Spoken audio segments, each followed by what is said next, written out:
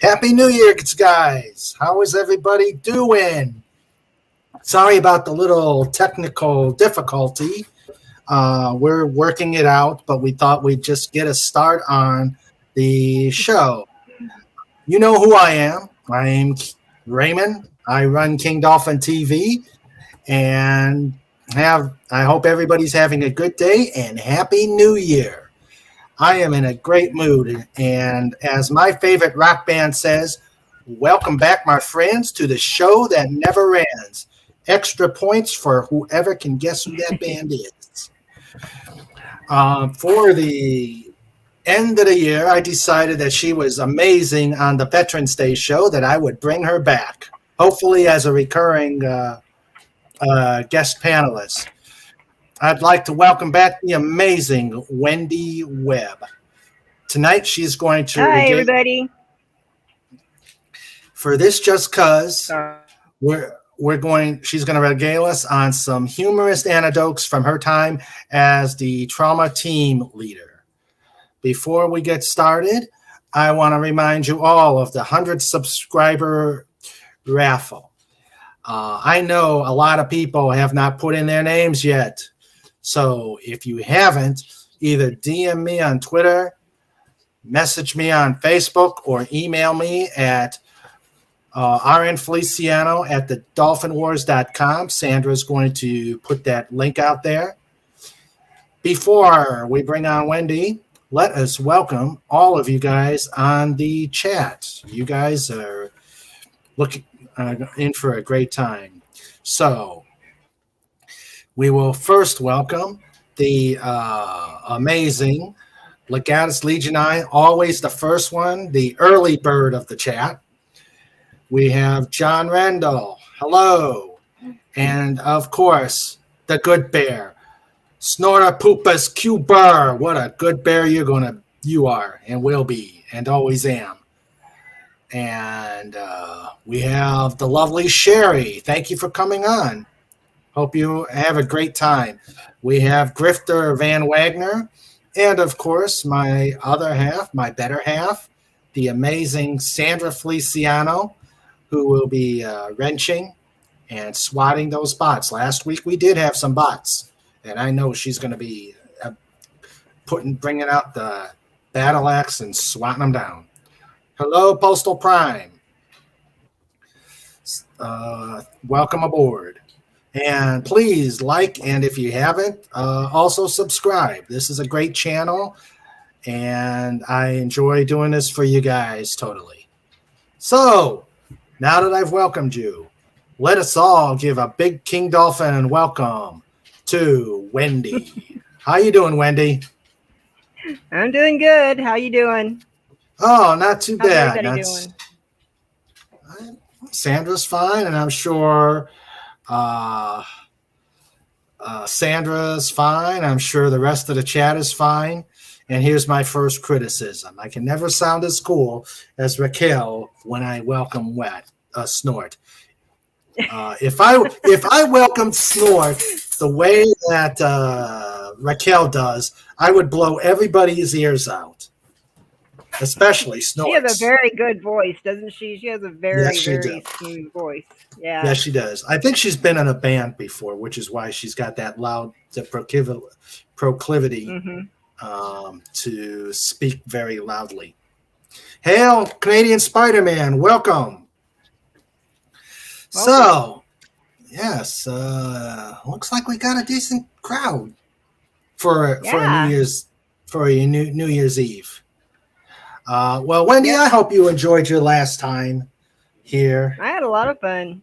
I did. Yeah. So I think I think tonight's going to be great.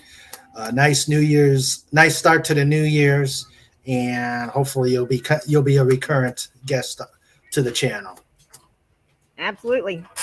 Great. So we were talking back in right after the Veterans Day thing, which actually made some decent. We actually had some decent views on that. I want to take a. That's good. Yeah. While you're telling one of the stories, I will come up with the. I think the poor dolphin would permanently injure himself if he tried to scream like. Yeah, I haven't even gotten to the. I haven't even got to the dolphin chitters yet, and I'm sure when I'm sure when I do dolphin chitters, they come out quite obscene. Hey, Andy Masterson, how you doing? Hey, Andy. How you doing, Andy? So we were talking after the stream, and we were coming up with some ideas that Wendy can regale us, and she's actually told us some great stories that I think it would be very cool for her to share here. Yeah. So we decided that tonight's going to be storytelling, hospital style, trauma style. Trauma style. Yep. Yeah. But one of the things we decided and we talked about in Fet's channel, Fet for Hire's channel, which ties into this, is we got into the boob armor rabbit hole. And we decided to start. It turned into a rabbit hole, and when Fet, great guy. Yeah. Please subscribe to his channel. He is a mad genius. He came up with what you see on the screen right now. Let's see if I can. That is a very good backsplash. I love that one. Yeah, you like the emergency room? And he came up with the Wendy Webb. Nice touch. Yeah. And he came in with the Wendy Webb, the Wendy Webb boob armor avatar, which she debuted on Doomcock's channel on Friday Night Frolics. It was I don't think anybody saw it, but yeah. Well, hopefully, if we can get the technical difficulties done, you could put it on there, the armor that you have here. But it was just actually, I'm going to try again here in a second. Give me a second. I think I can do it now. Hey, Matt G, how you doing? But when I saw it, I was rolling on the floor. I think Sandra was just wondering why I was laughing, dying here. And she said, I don't work floor anymore. Get it through your head. So, yeah, I nearly died laughing at the there we go. At the avatar. So we'll put it out there and you guys will have a great time. So let's see if I worked. All right, aha, there it is. Oh, I clicked it. There you go. Yeah, there you go. There it is. The trauma cool. The trauma warrior, Wendy Webb, and her blue armor. That is so cool. I was just so thrilled whenever I saw that. Oh man, just unbelievable. Yes. It's so cool. I've always been a Boba Fett fan because I actually went to the movie theater and saw the original Star Wars in the movie theater as a kid, and always loved Boba Fett. And now there's female Mandalorian armor, and I'm got it. Yep, and the detail he did is fantastic. Hail, Fet for Hire. Make it bigger, but. They got the medical insignia is up on the helmet. I got a stethoscope. I got a syringe in the holster. Yep. It's awesome. Yeah. It's so awesome. Yes, and please make sure you subscribe to his channel. He is a jewel for this community. And we're gonna have him on definitely sometime in January. And have him regale us with some more stuff. He's actually made a meme out of me and done some other odd things. So, yes, he's a mad genius. He So, is. okay, Wendy, where Yep. shall we start? Look at us. We're gonna Yeah, be. they are. They Wonder how. are. Wonder how Jimmy already Olga's. is. She's already jealous. Wonder how Olga's gonna feel Yeah. when she sees this.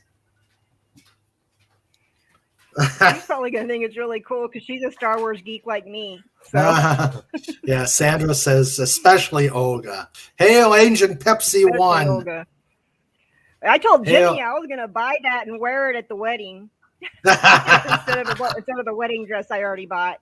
I bet she Jimmy gave you said that'd be the. fine, but she wants some too. She wants to wear that too. I would say something, but I'd probably get something thrown at me from across the room. Oh no. Now, Jimmy can go as Slave Leia. I wouldn't mind that. When she hears this later, she's not gonna be happy I just answered that, but okay. Wouldn't be the first time. Sure ain't gonna be the last. It never won't be. Yeah. Welcome, Agent Pepsi 1. John Rendell says, where's the singing Olga meme? Yeah, I guess we need to get Pet for Hire Olga's picture so he can put something together. Don't give him any ideas. He will think of things almost immediately. There'll probably be I know he's working, and I'll bet you $1 for a donut. He hears that, he will put something out there before we're done with our stream. He's that devious. He is, but yes. It's an evil genius, as you say. Yes, it is. Yes, it is. All right. So now that the madness has begun, now to some stories. Now yeah. we knew that you were down with an appendicitis. So you had a appendectomy. Care to tell us about that? December 3rd. Yeah, it really sucked. Well, glad you're feeling better. I am.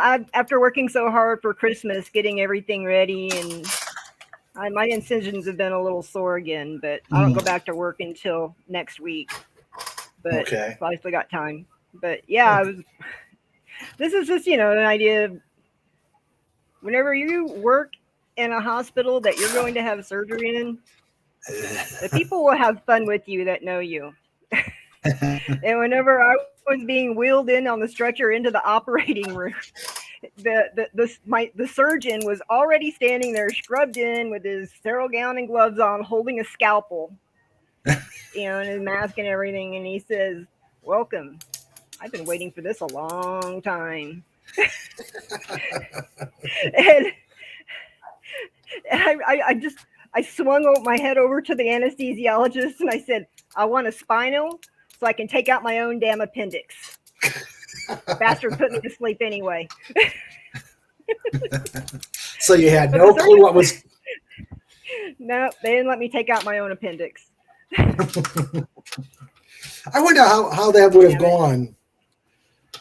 I wonder how that would have gone. The surgeon said he'd have paid good money to watch it. But I imagine. And he said you have to pay good money to watch it because you've done so many appendectomies, you probably could. Oh. Okay. So how long were you under? How long was the whole procedure? The procedure was the procedure only he's a really good surgeon, but appendectomies, when you do them laparoscopically like they did mine, where they just put the scope in, 3 little incisions, they take about 30 minutes. Okay. So it didn't take long at all. So I was under for probably about 45 minutes because you got to go to sleep, then they got to prep you and all that stuff, and then that takes another 15 minutes to get all that done. But yeah. Oh, okay. Made me nervous whenever he said he was waiting for that. He'd been waiting for this for a long time. Like, Is he on oh shit. Is he on your team or? He's one of the trauma surgeons. He was covering that night. Oh, yeah, okay. He did it. He did it. Ah. Yeah, they. Jeez, Pete. And then I was on. That was actually on December 3rd. Was a Friday, and I'd had the surgery early in the morning. And then I got on the Friday Night Frolics. Yeah, you were still.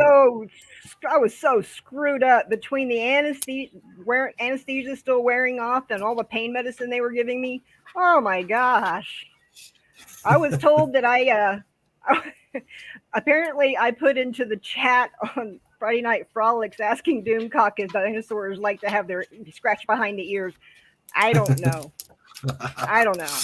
At least we didn't go into the Dilaudid rabbit hole, because he can't pronounce Dilaudid at all.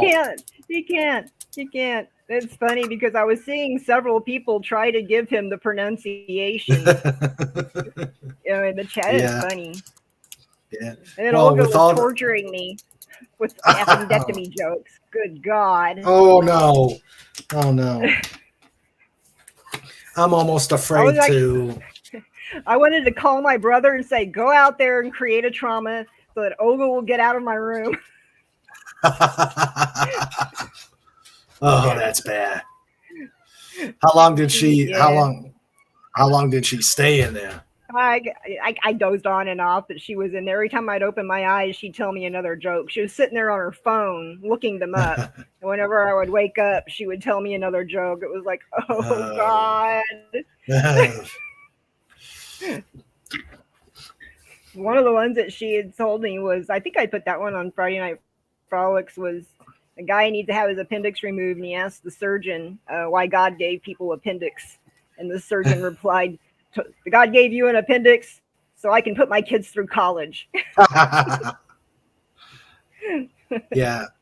That was a good one. Sandra says he probably would have charged a consulting surgeon's fee to watch you do the surgery. Probably, actually. Oh dear. Yeah, though.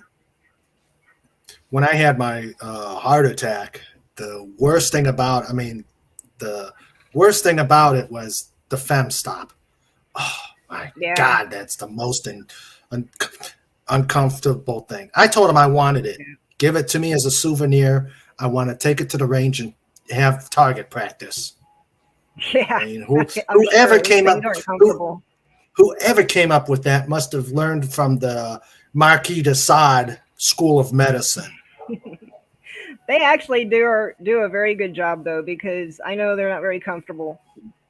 But it stops you from. We used to have what was called pseudo aneurysms on the arteries, where they would go in, and you would end up with what's called, it's not a true aneurysm, but it would bleed out from the stick, and it would cause like this big blood blister on the artery. And we had to fix a lot of those because that was very common, because a lot of these patients are on blood thinners. That thing actually stops a lot of that. Oh, okay. So otherwise, you'd have had to have real surgery and had your groin opened up, and the vascular surgeon would have had to fix it. Ouch! That hurts just hearing it. Yeah. So how long were you laid up in the hospital? I got out. I went in on the Friday morning and got out on a Monday. Oh, okay. 3 day. the 6th was when I went home, and then I had cabin fever for a long time. But I still wasn't allowed to drive. Well, how out of those days you were in the hospital, how many times did you have visits from Olga? Every damn night. They work all night. They work Friday night, Saturday night, Sunday night, and she was there every night. Every night. I adored Olga. She's a sweetie. Yeah. But that's just the price you have to pay whenever you are a patient at a hospital you work at. True that. Okay. Like I said before, we always have we have a dark sense of humor. So Yes, I know. I know about a nurse's sense of humor as she's lifting her eyebrows at me. Um, okay. Let's see.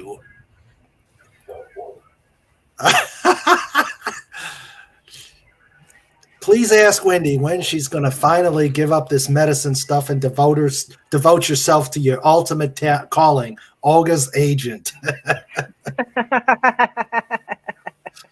oh, Olga, I tell you, she's Well, I'm not sure how big of a fan base there is for terrible singing. I think she actually sings off cue even worse than she already is, just to irritate us. ah, gotcha. Gotcha. Okay. And here I'm sure Olga will be a theme tonight, but did Olga uphold the tradition of waking you up just as you finally fell asleep? She did a good job. She did a good job at it. Oh yeah, Of course, she was. nurses. She just. They do. They come in and they wake you up. You get so little rest whenever you need it in a Oh hospital. yeah, Constantly, oh yeah. Just back and forth, back and forth. Just as I was getting ready to go to sleep, while I still had the fem, I had person come in, blood pressure, check the fem stop, and I'm like, I'd like to get some sleep. Yeah. Yeah, must be something that you. Ms. Webb, That's why one of the reasons I like working. One of the reasons I like working in the operating room is because my patients are asleep. They are asleep. Family members can't come in and question me during surgery either. So that's 2 pluses. Tiger Stripe says, Ms. Webb, time to wake up and take your sleeping pill. Exactly. Exactly. Yeah. And Legatus Legionii has a question for you. I heard doctors make the worst patients, but what of nurses? I think nurses are probably a close second. Horrible patients. We're horrible patients. Yeah. Well, you know, when you know everything that's going on and what's happening, and you don't want it done. Yeah. No. That's why the nurse that I had that Friday night after the day of the surgery, man, that lady, she was just keeping me snowed with Dilaudid because she just didn't want to have to deal with me, I think.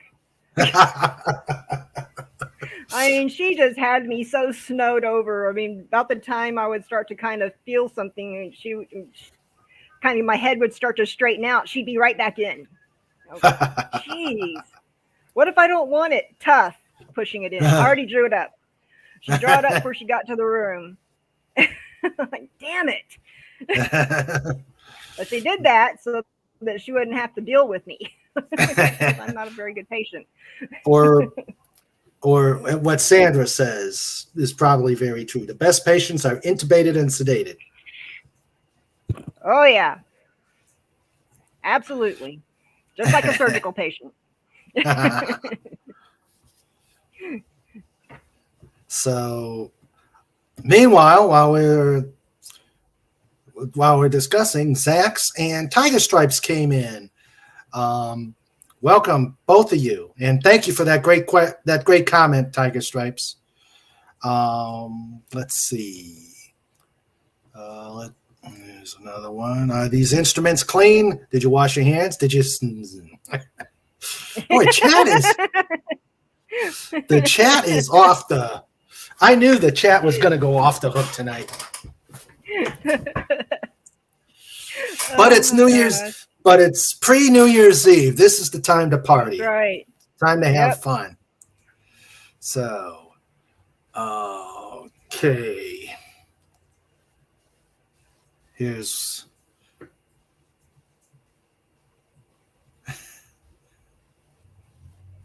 when I had my heart attack, Sandra asked about how many nitros he had. Then she asked about how much morphine. The nurse looked at me as like I was stupid. I asked about Mona, and he freaked.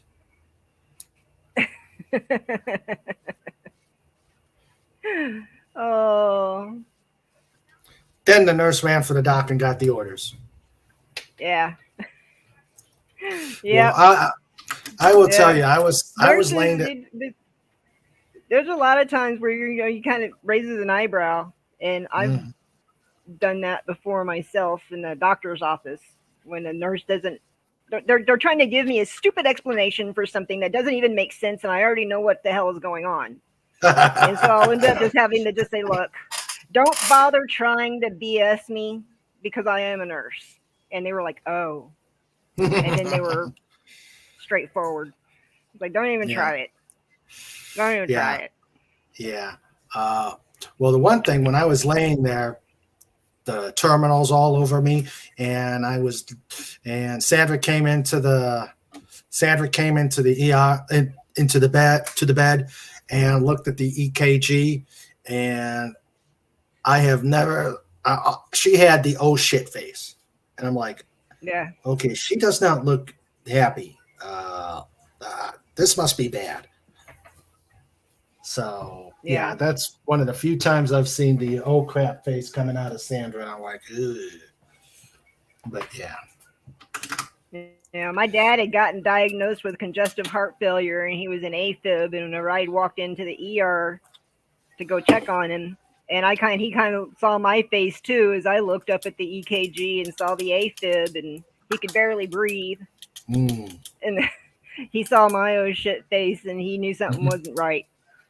He knew something wasn't right. Welcome back, John. So let's see. Then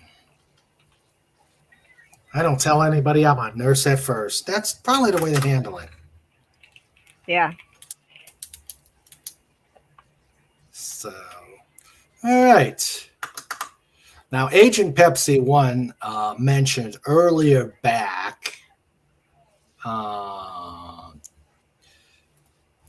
she says, when will a true show begin? And Olga comes on. We tried. I actually offered to have her call in, and I guess she's not available. So she's up in Katy, Texas, visiting her mom. She had to work Christmas Eve and Christmas Day. So she left Monday to go up to Katy, which is on the north. It's a suburb on the northwest side of Houston. It's about a 7-hour drive from here. Ugh. And she's not coming back till tomorrow. Okay. We're seeing Warzone. You'd label it war criminal. That's hilarious. Good one. Yeah. Yes. Oh, that's a good one. Yes, it is. So we also talked about how do you deal with type A personalities. Yeah, that's a tightrope. There are so many type A's, and the egos in hospitals are just through the roof. But I handle it with humor. Humor, and it's once you get to know somebody, you can handle them. But there's been a few times where I just basically just had to tell someone to get the hell away from me. You know, the surgeons are the most difficult ones with their egos. I actually, the neurosurgeon, he likes to tell the story. He was being such a jackass one night that I'd had enough of him, you know, and I just kind of turned away and was ignoring him. And so then he started wanting to know what the deal was. Why are you ignoring me? Oh, did I say something? Oh, and then I turned around. I said, look, right now, I want to squeeze your neck till your head falls off. Okay. Sandra always. He laughed. That was hilarious. Wow. Sandra always tells me about the when the interns come in for their time, and she says the smart ones leave the nurses alone. The bad ones who start getting egos, they suffer. Yep. But They I'm make it a sure living she can hell tell for it. them. Yeah. She can tell it better. Yeah. Well, there was one time I had a medical student he was trying to push his way in. We were in the middle of a trauma, and he wanted to come in and observe, and he decided that he deserved to be helping the surgeon instead of me. And I kept fighting him back, and the surgeon finally said, what is going on? And I said, he's trying to shove me out of the way. And the medical student looked at the surgeon and said, well, she's only a nurse. I'm a medical student. I should be helping. And that surgeon looked at him and said, you are the very bottom of the food chain in this hospital. You mean jack shit to any of us. Get the hell out of the room. And the medical student didn't move for a minute, and he told him again, he said, get out. I don't want you in this room. You do not treat nurses like that. But that really pissed him off. Oh boy, I'd never seen him that angry. He's one of our sweeter surgeons. Oh, wow. Yeah. Wow. So it's pretty much what you do is you give them. I like Snorter Poopus's answer. A mallet. A mallet. Yeah, I like that one. Too bad they won't let me do it. Yeah. Well, I guess I could do it, but they'd be dragging me out of the hospital in handcuffs. Yeah. Well, it sounds like the best thing to do is just give as good as you get. Yeah, pretty much. Yeah. There was one night we'd had because I'm real close to the border with Mexico down here, and from time to time we have these vans that are smuggling, these undocumented immigrants, and they get into chases with Border Patrol and DPS, Texas Department of Public Safety, and of course they crash. And this was one of those nights where we'd had one of those, and we'd been working from the beginning of our shift, and it was like 4:30 in the morning, and we were getting really irritated with each other. The surgeon was trying to stay awake, and he was picking on me.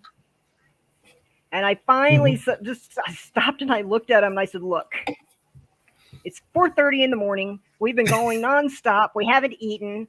I'm freaking tired. I got like one good smartass comment left in me, and I'll be damned if I waste it on you. He looked at me and he said, can I use that? And he stopped because he realized he'd pushed me over the edge, but yeah, sometimes you just got to give it back. Just but there was those two young nurses a few months ago that I dealt with on the night shift, and you want to talk about, these were brand new nurses. They just graduated in May, and they just went from their orientation to where they were taking care of patients on their own. And these girls were high ego, and they're nurses now. They're better than everybody, they think. Well, these two nurses they didn't like each other. In fact, they hated each other. And apparently what happened was I was actually working on a schedule. This was on a Sunday night. I was working on the schedule, and the house supervisor came over, and she was telling me, look, there's these two nurses over on Med-Surg. They hate each other. They're young nurses. The charge nurses tried separating them. I've gone to talk to them. They aren't listening to anybody. They're just being belligerent. What can we do? You got any ideas? And I said, well, I want to go talk to them. Because as a department director, I'm not a department director over their department, but on an off shift as a department director, I can make nursing decisions, staff decisions and stuff as an administrator. And so I went over to talk to them, and these girls were just, what had happened was, okay, so they hate each other so much, they couldn't leave each other alone. They actually were never supposed to be scheduled together, but somehow the schedule got mixed up, and they ended up working on the same shift. so that one of them only worked, and then whenever one was off, the other was working. But something happened, and they ended up working together, which I Mm-hmm. don't agree with doing personally. I think that you should have to learn to work with everybody, even if you don't like someone. Mm-hmm. And um, one of them had gone for a bathroom break, and when she came back, her mouse was missing off of her little rolling computer uh, stand that they roll Mm-hmm. around all the rooms. Yeah. And then a little bit later, the other one's charger cord was gone.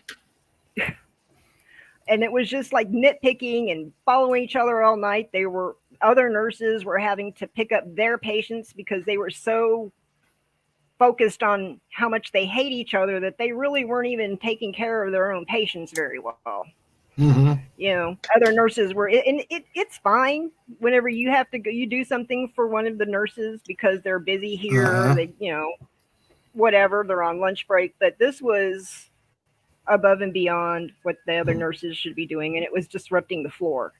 Mm-hmm. And so I went over to talk to them, and they were just told me flat out, I'm not going to talk to you. I don't have to talk to you. And I said, you're look, I'm hearing that you're not keeping up with your patients, and telling me that Ramsey, ugh, sorry. And I'm telling them, just you're not going to make us get along. We hate each other. We shouldn't be here together. It's everyone else's fault for putting us on the same shift. Blah blah blah. I was like, fine. Uh-oh. I'd had enough of them. So I turned to the house. I get told the charge nurse, gave her my cell number, and said, next time they do something, text me because I'm going to come back and deal with this. And walked away with the house supervisor and said, okay, I'm going to use a little military trick uh, that I know. And so later on, I got another text. They were at it again. And so I called their director for the med surge floor, and was giving her just a heads up as to what was going on the floor. And I had an idea, and I told her my idea. And she actually liked it. And she was all for me doing this to these two girls. So we have police officers in house. I went and brought some police officers back up to the floor with me, and I had them hide around the corner. And I pulled them up to the front desk. And of course, they're being belligerent and being very, very nasty, saying ugly things. And before we went up there, I had the charge nurse print out on a folder all of the things the other nurses had done for their patients, so that we had proof that they weren't taking care of their patients very well. Ooh. And you know, and yeah, and I very much just walked up to him and I said, "Look, charge nurse, house supervisor, myself, we're not your babysitters, and we're not here to protect you. If you can't be professional and do your job, then I'm not. I'm gonna make you to agree on one thing by making you both hate me." And they just rolled their eyes. I mean, they rolled their eyes at me. And so I called for the officers, and they came walking around the corner. And I told the officers, I have all the proof I need right here in this folder that these two nurses have been neglecting their patients tonight, and I want them arrested and charged with patient negligence. And Ooh. their attitudes completely changed. They just mouths dropped, pouring with tears. And after they kind of started, able to breathe again, and I said, "Do I have your attention now? Are you going to listen to what I have to say? Because I'll have your asses drug out of here in handcuffs. I don't care. Your director already knows I'm doing this. And if I get one more call from your charge nurse, you are going to jail. Take care of your patients or go to jail." Wow. And they had no problem the rest of the shift. But yeah, I mean, they were Wow. so adamant that they would never agree on anything. I was like, well, fine, you know what? I can make you agree on something. I can make you both agree if you hate me. I don't care. Yeah. But yeah, they learned their lesson. They learned it. Were I they cut their feet out, right out from under them. good? Were they? Did they ever work together again? And were they? Were they model patients or model staff members? We had a meeting because now these girls thought they were going to be fired, and there's a directors meeting every Tuesday, and so we talked about that. And I actually was the one that suggested for their punishment is to start over, make them work together, just a few, a couple of times a month at first until they get used to it, because they need to learn to be professional and deal with people they don't like. You know, but I told them, I said I wouldn't do anything else. I already scared the pants off of them, and they have apparently done very well ever since. Oh, that's good. That's something. Yeah, they've been done very well ever since, and that's just something. Whenever I was in the army, when there were people that got a couple of people that didn't get along and wanted to kick each other's asses all the time, that's basically the same thing. I mean, you have to learn that you may not like someone, but you got to have each other's backs. You're either going to survive or you're going to fail together. Exactly. Succeed or fail, exactly. You do it together. And, but no, they've calmed down. Good.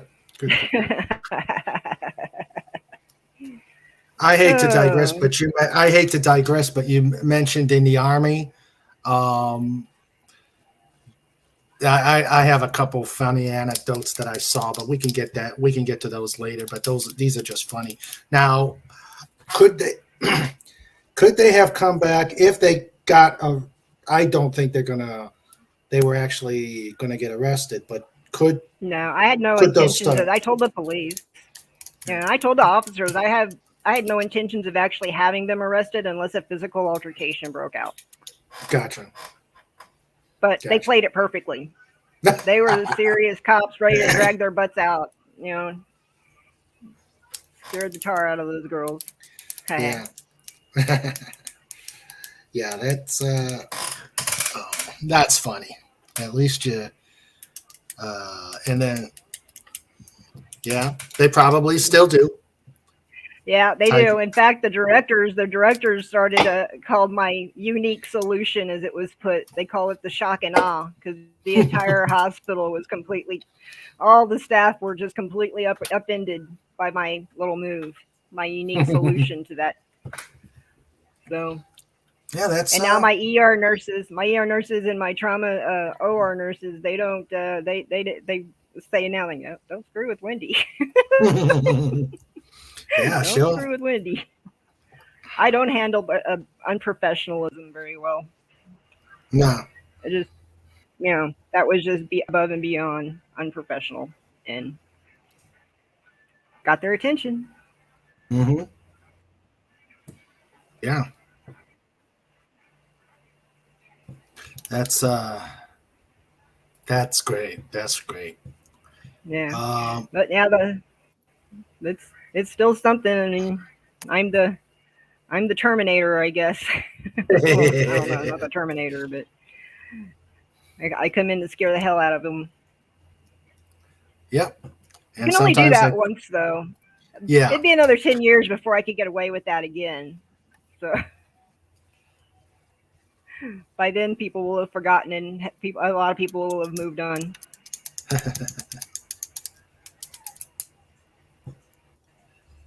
Agent Pepsi was also in the Army, but that's so she had issues there with this PFC. Yeah. Oh, and I've had issues with people that I served with, but I mean, you gotta do the job together. Exactly. You gotta do the job together. Exactly.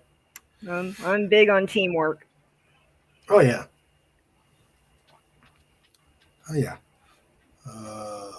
Okay. Before we get to the next one, I just want to digress, and I saw a funny story about what did you asking veterans what they did when they got their draft notice?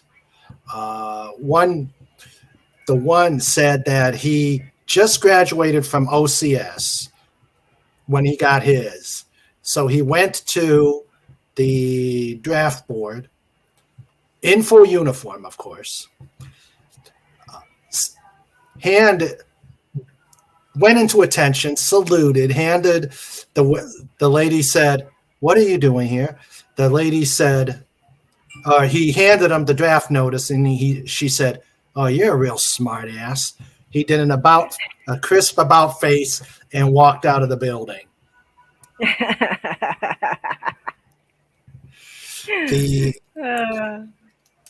The next one he got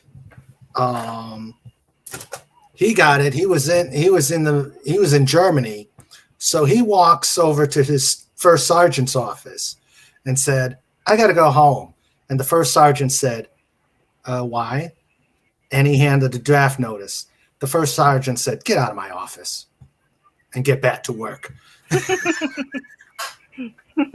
found those funny. Those are funny. Yeah. Oh, Jimmy's home. Oh, okay. Hi, Jimmy. Let's all say hi, Jimmy. Want to come say hi? Want to come say hi? She's saying no. Oh, come on. She looks tired. Oh, you gonna play shy? I love it when you play shy. Woo-hoo. Oh, that's nice. That's nice. You're adorable whenever you flip me off too, right?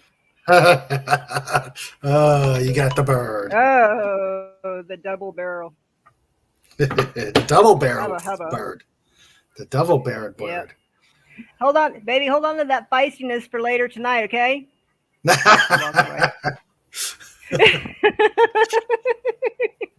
Ran her off. Boy. Oh, good thing we're an adult audience here. Oh, one day we'll have Jimmy on. We'll figure somehow. We'll figure out how to get her on. Yeah. Oh, there we go. Tiger Stripes nailed it on the nailed it. Yeah. She gave me the double. The double bird. She today was her clinic day at the county clinic. Her and the other trauma surgeons, they do one day a week at the county clinic where they see patients and do elective procedures on the less fortunate. And she that's always a rough day for her. So. Yeah, I can imagine. Sorry, Snort. Sorry, Snort. So we've seen on Pop Culture Breakdown, Kelvington come up with these top 10 lists, and they've been pretty funny. However, I think King Dolphin TV is going to outdo that because Wendy's come up with a top 5 list. These are the top 5 things you do not say in surgery. Go for it, right. Wendy. Top 5 things you don't say in surgery. Number 5, I'll give you a quick explanation before I tell you what it is, because a lot of times anatomy is pretty messed up from previous surgeries and trauma and even cancerous tumors, and it's hard to know what you're looking at. But the one thing you don't ever say out loud is, what the hell is that?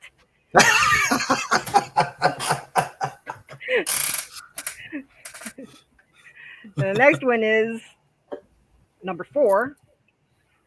Everybody knows that there is no part of the human body that smells good. Nothing on the human body smells good naturally. And so we get into some pretty stinky situations. The things you do not say is, that's the worst thing I've ever smelled. And the reason you don't say that is because God is listening, and he will accept that challenge. You can always find a word. Number 3, and this is one, Sandra, goes for the entire hospital. It's not just the OR. The word quiet. Just because you may be having a slow time, never say, "Man, this is sure quiet tonight," because that is the easiest way to get yourself screwed. Mm-hmm. Oh yeah, And Murphy's Law. Number two, that's the worst injury I've ever seen. Again, God can hear you, and He will accept that challenge. The number one thing you never say in the operating room is "oops." No, never say "oops," because everybody knows what you've done. It's like who said it earlier on? As thank you, Tiger Stripes, for recapping those. Oh yeah, Legatus Legionnaire. That would be a one. That would probably be a 1A. Has anybody seen my watch? Yeah. Oh, that's a good one too. Yeah. We don't usually, when you're scrubbed in, you can't wear a watch while you're scrubbed in for surgery. But glasses, yeah, you don't want your glasses to fall in. Yeah, that's true. Thanks, Tiger Stripes, for keeping track of those five, the top five. Let's see. Oh, crap. Snort. Why is the patient ticking? That might make us run. Yeah. Run and retire really quick. Mm-hmm. We got a lot of medical. Number 6. Are we missing an instrument? How many times have you? Well, we how hope many? Not. Have there ever been those instances where like people left towels in some bodies? I mean, I've seen the news stories. I've never seen it personally, but we count everything multiple times before, during, like whenever before the patient's in the room, we've already done a count of everything, and anything that's added onto the field, like more instruments or something, those all get counted too. And that's not something. I mean, I've heard the stories, but I've never witnessed it. I mean, there's times whenever we have left lap sponges in people, but we left them in there on purpose because we needed. You know, whenever you get it, you cut yourself and you apply pressure to help stop the bleeding. Mm-hmm. Whenever you have a bad liver laceration, we do the same thing with sponges, and we wad them up real tight. We put a whole bunch of them and stuff them in there, but we even count how many we put in. And then you have to count whenever the patient comes back to surgery the next day or whenever, usually within 2 days. You have to pull, when you're pulling them out, you count them as you're pulling them out because it's been documented how many have been left in. Oh, okay. And so you know how many you should be finding. Ah. Really? So this might have been done. This might have been done on purpose, Andy, based on what she said, or who knows? Who knows? Who knows? So now this is going to tie into the next story that we saw. Of course, Snorter Poopers is reading our minds. Has anyone seen Retractor? So he's reading our minds because that's the next story that's up and coming. Yep. Yeah. Tell us about the retractors. We have a retractor that's called an Army-Navy retractor, and it's a shallow retractor. One side of it, but there's two ends on it. One side is about 1 inch long, and the other side is a 1/2 inch long. And the Army-Navy football game every year, that's what decides what you call the retractor for the whole year. If Army wins, it's an Army retractor. If Navy wins, it's a Navy retractor. And then we go further than that because it may be the Navy retractor because the Navy won, the Navy retractor. But if you're going to use the short end, it's the Army retractor now. Now, if Army wins next, the short end will be the Navy side. Yep. that's how we decide what we're going to call it. But it's called the technical name is Army Navy, but that's kind of the how you decide which side you're going to be using and what you're going to call it. Okay. So, yeah. Now, is that the standard term for all retractors, or just at your place? No. I mean, it's for the Army Navy retractor all over. Oh, okay. It started with the rivalry, the Army Navy rivalry. Yeah. And that's a retractor. That retractor has been used in surgery for over 100 years. That's a very basic retractor, one of the very first ones ever invented.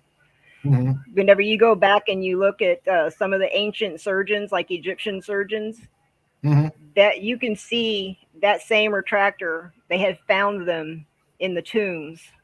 Wow. Of these, yeah, that's a basic retractor that's been used forever. Of course, it didn't get the Army Navy name until who knows when. But yeah. And right now, this year, it's Army Navy retractor. This year, it's Navy, and the short end is Army. So Army won this year. Did they? I thought it was Navy. I don't know. Army was ahead, and then I stopped watching. Honestly. Anybody in the chat, if they know the score, let us know. The chat is probably going to know that this is a smart chat, funny chat too. Yep. Let's see. Let's see. There was a question that I saw. I'm trying to find it here.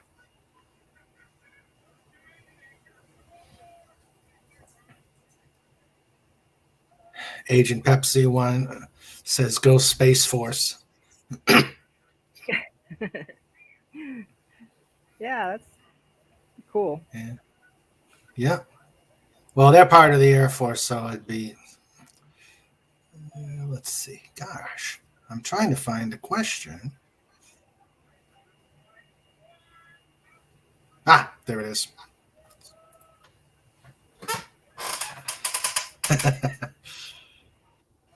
Rennie asks, what if you... Well, I mean, depending. I mean, if it's a trauma and you just kind of got to hold it, but nurses notoriously have very large bladders. So. We can hold a lot. But no, I mean, if you have to go and patient's not dying, and you just say, look, I need a potty break, and it's usually fine. The surgeons have had to leave too, you know. Mm-hmm. You run out, go to the bathroom, scrub back in. Oh, okay. So, I mean, when a patient's dying, you're not going to do that. You're just going to do the pee-pee dance. But, but no, it's not unusual if somebody needs to go. Hey, Brandon, the anime guy. Welcome aboard. Let's see.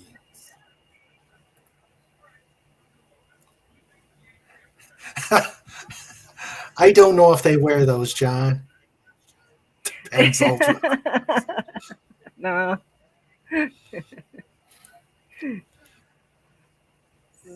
Okay.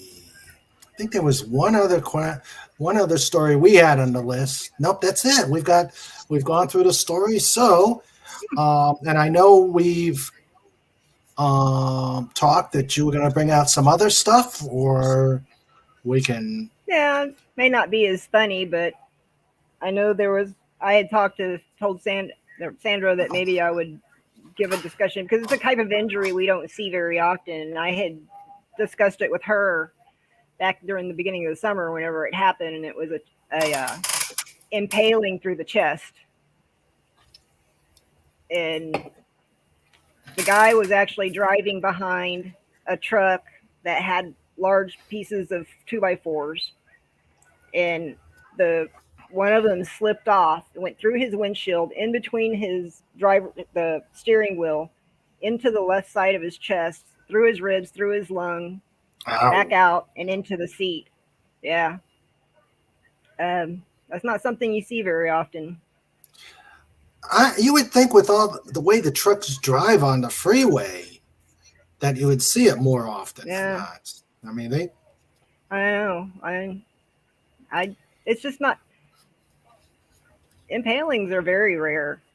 Oh, I mean, okay. there's certain things that you only see. Like I got bull goring a couple of months ago, I guess. Like young Wow. man that was he was a ranch hand, Mm-hmm. and he said it himself. He screwed up. He didn't Huh. get out of the way, and the bull caught him on his hamstring and ripped his hamstring in half and nicked his Ow. femoral artery. But Ouch. he's yeah, it Oh, was a bad hamstring injury. yeah. Ouch. Well, before we go any further with that story, I should have come up with the public service announcement that these conversations we're probably going to get around the graphic side, but I think the chat already knows that it is. So, covering myself. Yeah, yeah. Well, I'm not So, gonna go horribly graphic, but yeah, okay. that guy came in and we see that guy that was impaled. I mean, that was it was very graphic to watch. But I mean, I'm not gonna go deep into it. Just to say that we ended up going in before we could even start. I had to take a surgical saw, reciprocating surgical saw, and I had to cut the back of the board away just so we could put him on his back to Whoa. properly get his airway, because the anesthesiologist, whenever you have like a lung injury, you're going to do lung surgery, you have the intubating tube, which is for to breathe, the breathing tube. Whenever you Mhm. do have a lung issue or lung surgery, you have what's called a bifurcating intubating tube, which you have to put one down each bronchus. Oh. Yeah, so you have to go past. It's much longer, and so we had to put him on his back just so that the anesthesiologist could perform that part before we rolled him back up to on his side to cut him. Mhm. And it was we ended up removing the whole lung. Wow. We didn't even take the we just cut made the incision around, or like met up the incisions to the board, to the piece of wood, and just created that as part of the incision. And Mhm. we got in there, and luckily for him, none of his vascular pulmonary arteries, pulmonary veins were hit. And so that made it a lot easier. But we just made the decision, because that lung had so many shards and splinters of the wood sticking through it, that it was just not something we could save. So we just took it Mhm. out. And we left the board in. We sent it to pathology with the board still in it. Oh. In the lung A little or present from yeah, in the with the lung? piece of wood. We Yeah. sent the whole thing, the piece of wood still inside the lung. We took it all out at once. Wow. And a little something for pathology. Wow. A little That's gift for him. amazing. But he did all right. I mean, they had to do reconstructive work to his ribs, but they have rib reconstruction kits or Okay. instrumentation and plates and screws. And the cardiovascular surgeon eventually went back and put plates to reinforce the ribs, because they just had two big holes in the front and back. Okay. But Wow. Now yeah, he only one lung was badly damaged, so he was able just to the use one lung. Yeah, the other one. yeah, he still had the other lung. Wow. Um, Agent Pepsi One has one here.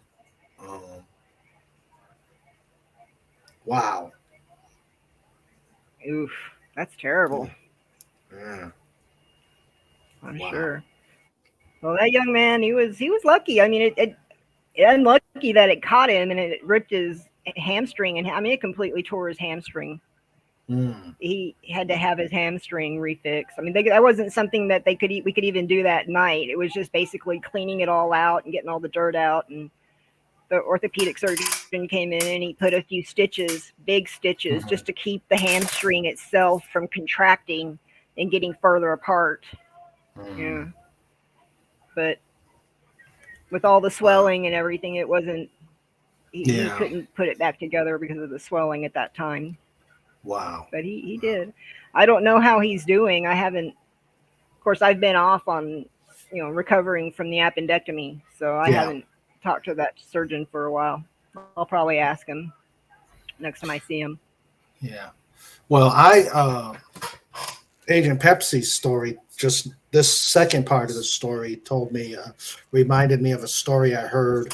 Well, when I was in Europe, in Germany, one of our sister fighter squadrons, they were in Spain doing this was F4s, so it had the pilot and the Wizzo. They were doing their bomb run, and they had a bird strike. The bird came through the front, impaled the pilot. Jesus. Before, I think it went through the pilot, rendered the Wizzo, the backseater, unconscious, so he wasn't able to eject.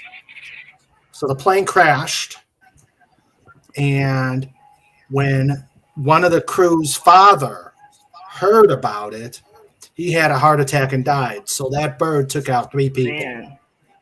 Wow. Yeah. I was reading what Agent Pepsi once said about he committed suicide in the parking lot. I was walking into work one evening, and we heard a gunshot in the parking lot, and it was Kathy and I were walking in together, and we heard a gunshot, and it was a guy that had just found out his wife died. Oh. And he shot himself in the parking lot. It was sad. We ran over to him well, first we hit the ground. Yeah. We only heard the one shot, and so we ran over to where we heard it, and he hit himself very well. I'll say that without getting graphic. Yeah. Yeah, that's sad. So on the more humorous notes, I remembered you talked to us at the Veterans Day about the groping incident. Were you going to go? Oh yeah, that's why this boob armor is so funny. Yeah, since we got boob armor, do you have more detail as to what happened to that story? For hire, I didn't even know about that, but yeah, of course that had happened whenever that surgeon groped me last year. It was right after Thanksgiving, and for Christmas he bought me boob armor. He bought me a chest plate with breast cups so that it wouldn't happen again. And what's even funnier is that I bought him fake boobs with like bra straps so he could grab his own damn tits. So that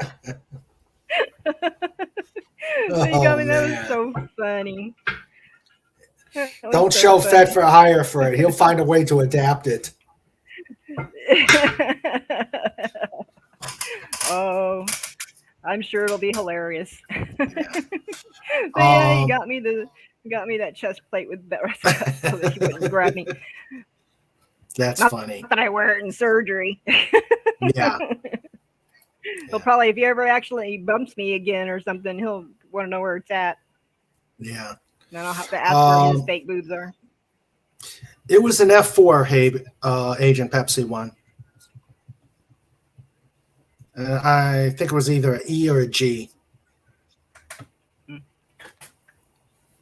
So, John Rendell says, "Hey, Mom, look what I got for Christmas."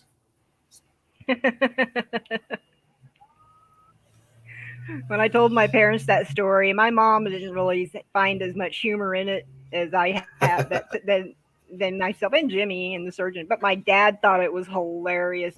He thought it was the funniest and best comeback ever whenever afterwards, and he told me, "So I didn't feel any lumps in your left one. You want me to check the other?" My dad thought that was brilliant. He thought that was the funniest thing ever. Yep, and your mom found no humor in it at all. Yeah, and she didn't have it all. Yeah. Oh well. well. being being married to a nurse, I know the sense of humor you guys have. Yeah, So, bit strange, bit dark. yeah, true. But you got to be whenever you work in a stressful area, you just got to have a sense of humor, or you'll go Oh yeah, crazy. I mean, you'll yes. go crazy. You have to be able to laugh at things sometimes, and you're yourself. Hmm. You Yes. know, I going back to the type A personality. I think one of the ways I deal with people is I just have some self-deprecating humor. That's You know, yeah, that's true. If you can't laugh at yourself, who are you going to yeah, laugh at? Good exactly. night, Brandon. Have a good night. Happy New Year. Hope to see you. Good night. Take care and stay So, safe. yep, definitely. And so chat. We have still a lot of time. I'm sure Wendy's got some stories, but we can go Yeah. ahead and ask questions, and that may bring out some other stories out there. I've had so many And strange, funny stories that I sometimes just don't think about them. Whenever whenever I need to remember them, they don't actually pop out. So, yeah, but so yeah, chat, maybe you can jog her memory. yeah, And yeah. as I've said last week, I I guess I have made it because I'm being invaded by bots. I guess Oh, geez. two ways I've succeeded in YouTube. I've got a meme made by Fet for Hire, and I'm being invaded by bots. So Well, congratulations on over 100 subscribers. It's thank awesome. you, thank you. I'm hoping more will come on, but we get more. But I'm happy just doing this for even one or two people, because I'm having a good time. I'm having a good Yeah. time. And I just I would talked like to to my. say to like, go Go ahead. ahead. No, go ahead. Oh, I was changing the subject. I'm sorry. No, please. I saw Legatus Legeni and I just remembered I wanted to tell him I did go back and watch that Monty Python surgical skit. That is hilarious and yikes. Oh man. I love those guys. They are Monty funny. Python. Monty Python is the best. Yeah. I just did a So binge watching of the with John Cleese. I was binge watching Faulty Towers. Have you ever watched mhm. it? Faulty Towers. It is, No. oh my god. That is just so funny. It's insane. Someone threw a teddy and a teddy. So looky. Hmm. Someone threw a teddy in a teddy. Um, let's see.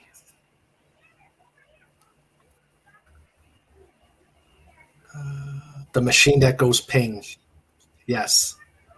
You know that actually came in a Doctor Who too. The 50th anniversary, where he's got this device and he says mostly it does ping. I Yeah, never really watched a lot of Doctor Who. I got the 50th for Sandra because she's a big Oh. Whovian, and she got me into it. The one thing I found humorous was, well, I don't know if you've seen it, but when the doctor marries Queen Elizabeth I, I said to her that, oh, there goes rent fares for the rest of time. Um, let's see.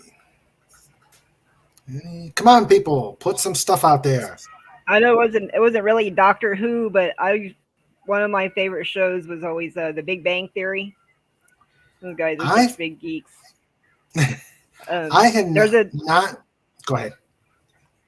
there's a scene where Sheldon, who is Jim Parsons, is the actor's name, but he plays Mhm. this like kind of off, almost like maybe an Asperger's syndrome kind of a guy. no Mm-hmm. social, not a very social guy, but he's Mm-hmm. like the other guys are all in the. There was a scene where his girlfriend was trying to get him to come into her bedroom, and she found out that there was the TARDIS from Doctor Who, that one of the props was for sale, and so she Mm-hmm. bought it and put it in the doorway of her bedroom, and it made him walk through. The Big Wow. Bang stuff. That was a funny show. The last Hey, two seasons of it kind of got but before they yeah. all got married, it was a hilarious show. That all the characters got married. Kind of lost me. Uh, hello and welcome, Northern Fire. Glad you can make our pre-New Year's party. And I agree, Eric K. Monty Python could not do what they did then. No, no, they'd never get away with it. Yeah. Never. Even Mel Brooks would never get away with the things he Mm, did. yeah. That's A definitely. comic genius. Yeah. Yeah. The dumbing down of America and the oh, I am so you're hurting me. You're in my safe space. Go away. Yeah. Get out of my face. Safe spaces make me want to just Yeah. say, you want a safe space? Get drafted in the military and go to the hellholes Yeah. of the world, and Exactly. then you You learn say, to not be offended anymore when you're in the military because mhm, you just learn not to definitely, be. definitely for somebody. Well, have a good night, Tiger Stripes. See you Friday, I hope, Good and have night. a happy New Year. Yeah, good night. Happy New Year. Take care and stay safe. Yep. Um, yeah. For these crybabies, of course, I wouldn't want to have a draft with these crybabies. We'd be in big trouble. Oh, we would. We would. Yes. Definitely. Yeah. Oh, But my if there were feel. more people in the military, there would, more people would go through the military. You wouldn't have this. Yeah. True. True. My Fifi's got hurt. Get away. Go to Yeah. Iraq and tell me. I always think of Stripes, the movie Stripes, Mm-hmm. and that one scene where the Sarge is waking him up, and Bill Murray's character says, "I think I speak for the entire platoon when I say we should be able to sleep at least 2 more hours." And, Oh, and through the whole, he's always doing push-ups, always ending up doing push-ups.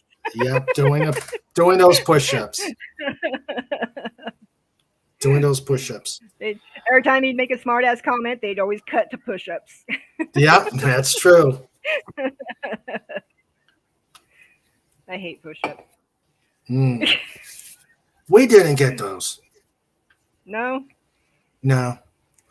Sandra gives me a bunch of crap being in the Air Force and how we had to you guys got to shoot real M16 rounds and Yeah. we when I went through basic I had to shoot 22s and she gives me no. Are you kidding? No, I'm not kidding. We had to have the 22 adapter and Sandra gives me no end of crap and I said, do you really think they want to waste do you think they want to waste real ammo on basic trainees in the Air Force? I carried my sidearm was a 45 automatic. Yeah. Oh, okay. Yeah. Well, I wasn't in a job that was going to deal with, and Yeah. Well, I having was a in the hot sidearm. zone quite a bit. Yeah. I spent time in the hot zones, so yeah. Mhm. AR-15 also. Got a Mhm. sidearm and an AR-15. Oh, okay.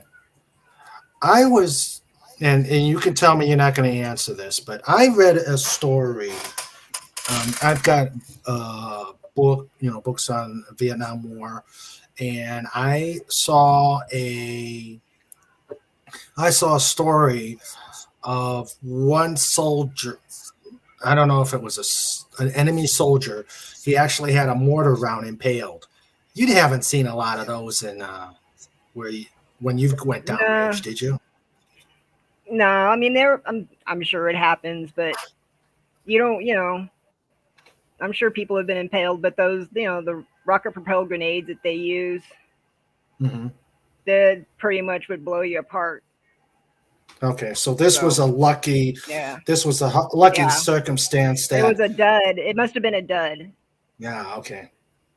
Yeah. Yeah, but of course you got to treat it like it was live. Right. Because you don't know if it actually is. So, yeah. You have to have the bomb squad come in and everything. Mm-hmm. So, yeah, I agree. Northern Fire. Yes. I'm sorry, what? When you said you had a 1911, they didn't give you Glocks. Oh yeah. Or the Beretta. I had a 1911. Okay. Yeah. Yeah, they had. Oh, so they didn't get. You didn't have to take the Beretta then. No. Oh, okay. Okay. 1911, best sidearm Those have ever. the Berettas had a habit of getting caught up in the slide when it would jam when it was trying to spit out the shell, and they have a tendency to jam, and that doesn't do you very much good whenever you're in a hot zone. Okay. The 911s are the suckers. Those are good, best ever. Just like Northern Fire said, those are the best ones. Yeah.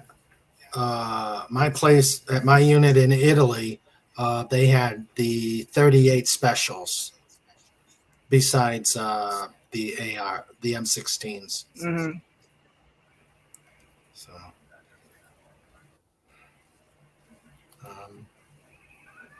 when I was, Snort says they kept screwing us up and back in the ancient days. Yeah, definitely. Well, when I was getting ready to retire from the Guard, I had my boss's boss. I was due to do my qualification, and my boss's boss, he just looked at me and says, "I'm not wasting ammo on you. You're not qualified." I'm saying, "Well, thank you, buddy." Jimmy told me his story because Jimmy was in the Army as well. She was an Army surgeon. She did her deployments to Iraq. I didn't know her then, but she said she got in trouble on base one time because she was carrying her sidearm, which was a 45, but she was carrying it, and they did a check, and she didn't have the clip wasn't even slipped in at all. She had no clip in it. She got in trouble for that. And they asked her why, and she said, "Because I don't want to Barney Fife it."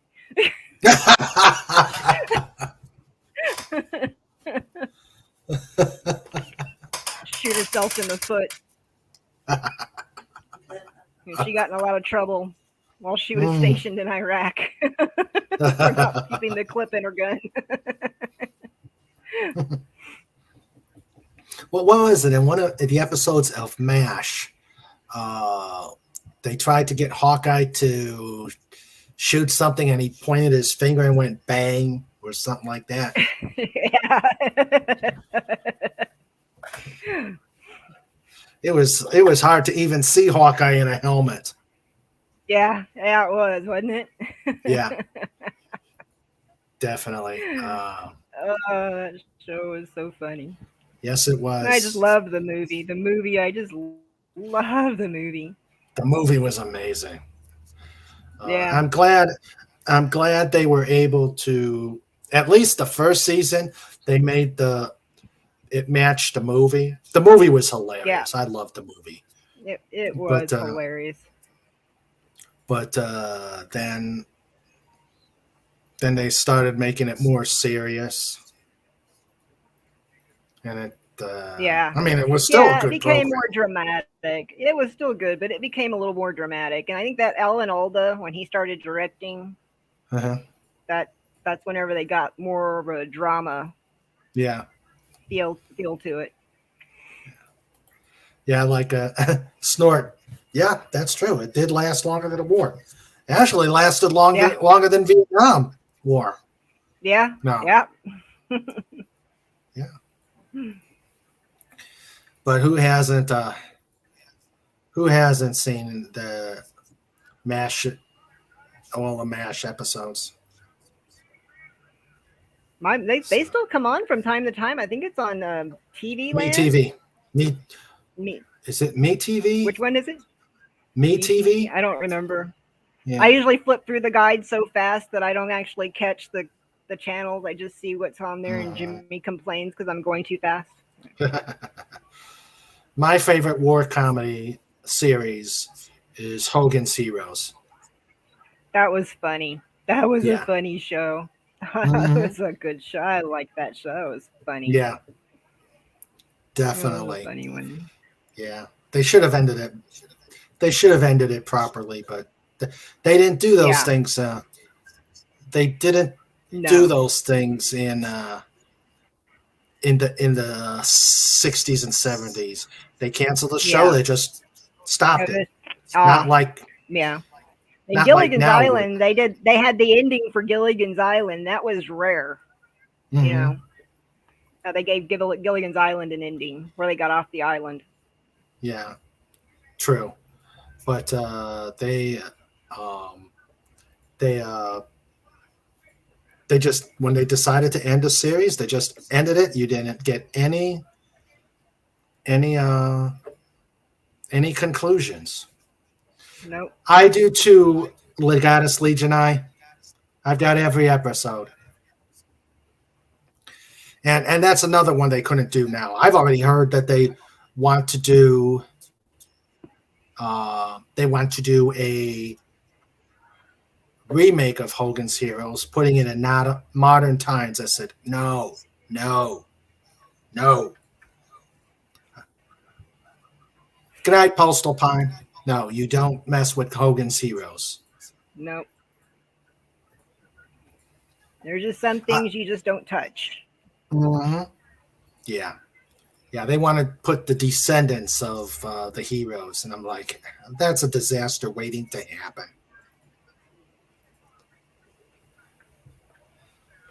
So, oh, and whenever Doomcock sings Swanee, Mm-hmm. I always feel like you haven't heard Swanee unless you've seen Schultz sing it. Because there's an Yeah. episode of where Schultz is singing Swanee, and I always when Doomcock sings it, I always go back to that episode. Yeah. Yeah. He did it really well. Oh yeah, yeah. Um, so come on, chat. We got more. We got more time and a lot of. I'm sure she's got some stuff. Ask questions. I know Legatus Legionii asked when I can't seem to bring it up something about the time change. Legatus, could you put that question back up on the? Put that question back about the changing of the clocks.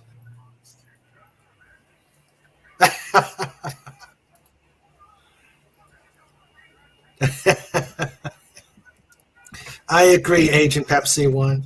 Yep. Ursula Definitely. Clink. I bet they would not even think about escaping a camp you ran, Agent Pepsi One. Take care, Eric K. Take care. Stay safe. Yep. Sandra's got a question. Okay. Okay. Okay, yeah, go ahead. Yeah, like with that guy with that was impaled that we took out his lung. There's a really big risk whenever you take the patient, because you do the surgery on the patient's side. And there's a big risk that whenever you roll them on back onto their backs to move them over to their bed, that the heart will actually shift and torse around on itself, and they can die like super quick. There's nothing. The lung holds the heart in place. It's all kind of fit in there really well, and the heart is in its own little sac off of, separate from the lung. But yeah, and we've seen it before. And one of the things that we have to do, and that's one of the risks that we know going in. And so whenever we were doing that case, I actually had a couple of members of the team opening another room because I was afraid that once we got him over, and let's say that that didn't become apparent that his heart would torse at the aorta and the vena cava, and it would kink those off. We would have to rush him back to surgery, and we wouldn't be able to save him if we didn't already have another room together and ready for it. Yeah, that is a very big risk whenever you're having the left lung removed. Very, very serious risk. And in some cases, surgeons can put in like a mesh sling before they close when they have to remove the left lung, and they can sew up a sling, like a little hammock, to hold the heart in place. But with this guy, you couldn't do that. We couldn't add, because that's adding a foreign body, and this guy was going to be having horrible infection because of his injury. And so we couldn't put a foreign body in there, to hold the heart in place. And that's, yeah, that midline shift kills them fast. But yeah, we know it. We already know it's a risk. It's been a risk for as long as they've been doing lung surgery. Long time now. And it's just something that you have to keep a close eye on. And that's why we have multiple chest tubes, and we put them to separate sections, and you can tell what's going on inside there, because that midline shift can really, it's lethal. It's lethal. And we have to take that into consideration. And unfortunately for that guy, because he had a contaminated wound from the board coming all the way through him, that just wasn't an option, because he was already going to be fighting infection, and we would just be adding to it, giving the infection something to stick to, basically inside his chest, up next to his heart. But he, luckily, we rolled him really softly, moved him over very carefully, and eventually what will happen is whenever it'll start to scar down, and the pericardium, which is the sac that surrounds the heart, the pericardium will start to adhese to the chest wall and hold it in place. So that's only a risk for, it's something you have to worry about for a couple of weeks whenever you're moving the patient around a lot. One of the things you can do, if you on the floor, you just take them and you just flip them back up and roll them back up on the right sides, bring their left side up, and hope a lot of times that will bring the heart back into position. But yeah, it's okay. And we were really concerned about that with him, because we knew we couldn't add that mesh, that foreign body, because that mesh, the infection will stick to it, and that's just as deadly. You have the infection holding on to the heart, basically, stuck to it. Yeah. But yeah, that's the midline shift whenever you lose a lung. Okay. Now, how much breathing capacity do you lose after losing a lung? Well, you're not going to have the same breathing capacity, and a lot of that depends on the health of the patient and what kind of their lung is. Yeah. If you have somebody that's been a smoker, for many, many years, they're not going to have the same capacity, but it's going to be cut in half almost. You have 3 lobes on your right side and 2 lobes on the left side.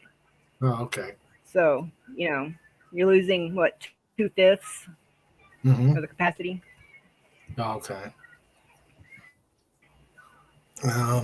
Legatus Legion has a good question, and I know Sandra doesn't like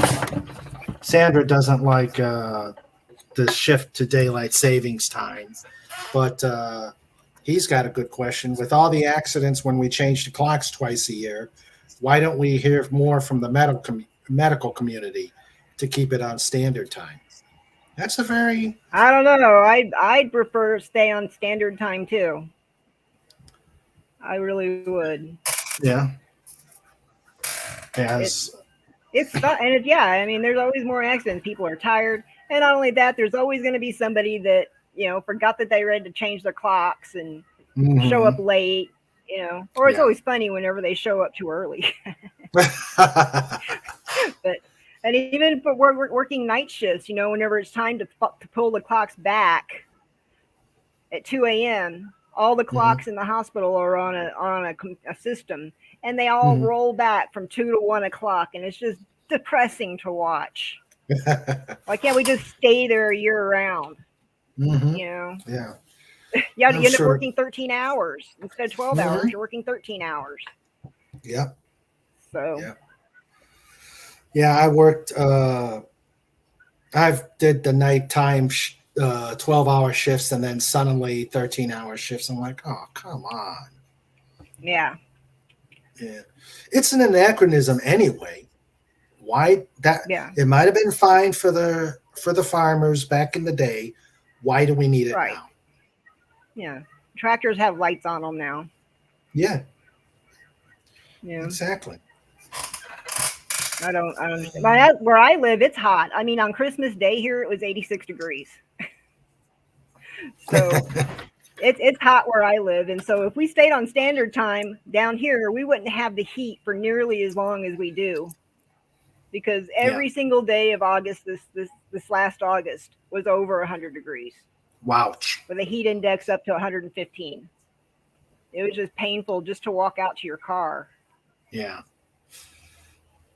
Hello, Anti-Derivative Jill. Welcome. We're having a great time. Glad you can make the party. I just thought of it. I was thinking of another funny story, and I've got one if we're ready to move to one. Yeah, please. I'm just going to say, okay, I've been an OR nurse for quite a few years, but there's one service that I suck at. One service, and that's eye surgery. I am terrible at eye surgery.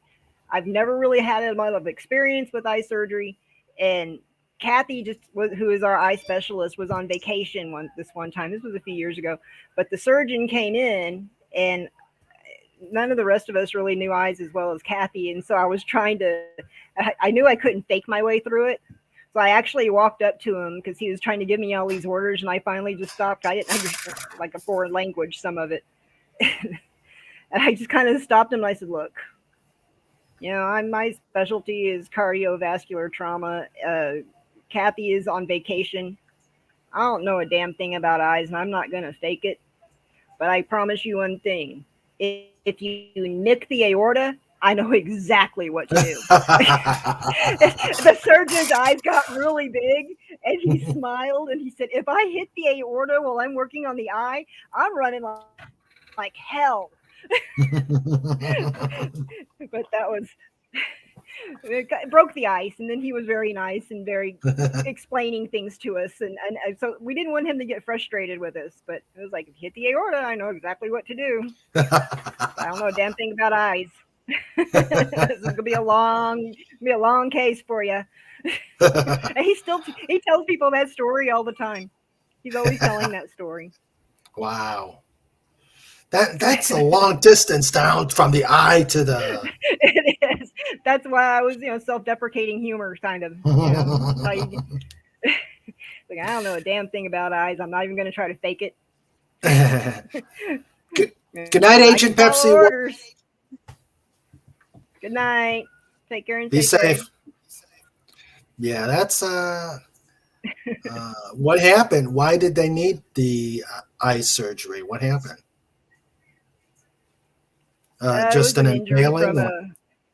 No, it wasn't an impaling. It was the patient got into a bar fight, and he ruptured his globe. Okay. They had to do a vitrectomy. On him, which I don't know anything about vitrectomies. So anybody asks me about eye surgery, I'm going to say, as long as if the eye surgeon hits the aorta, I can help. I can't help you on eyes. Sandra says the instrumentation. Sandra says she'd be a lot more comfortable around a cracked chest than the eyes any day. Yeah, me too. Jeez. Well, I don't even like watching when they put that little retractor in and the eye is like right there. It reminds me of a grate. Kind of freaks me out. I also don't do well with ENT surgery. When they start putting things up the nose, I just can't even watch. It just grosses me out. I can stick my hand in a person's chest, stick my hand in a person's abdomen. I can see all sorts of horrible things. But I don't like to watch them stick things up the nose.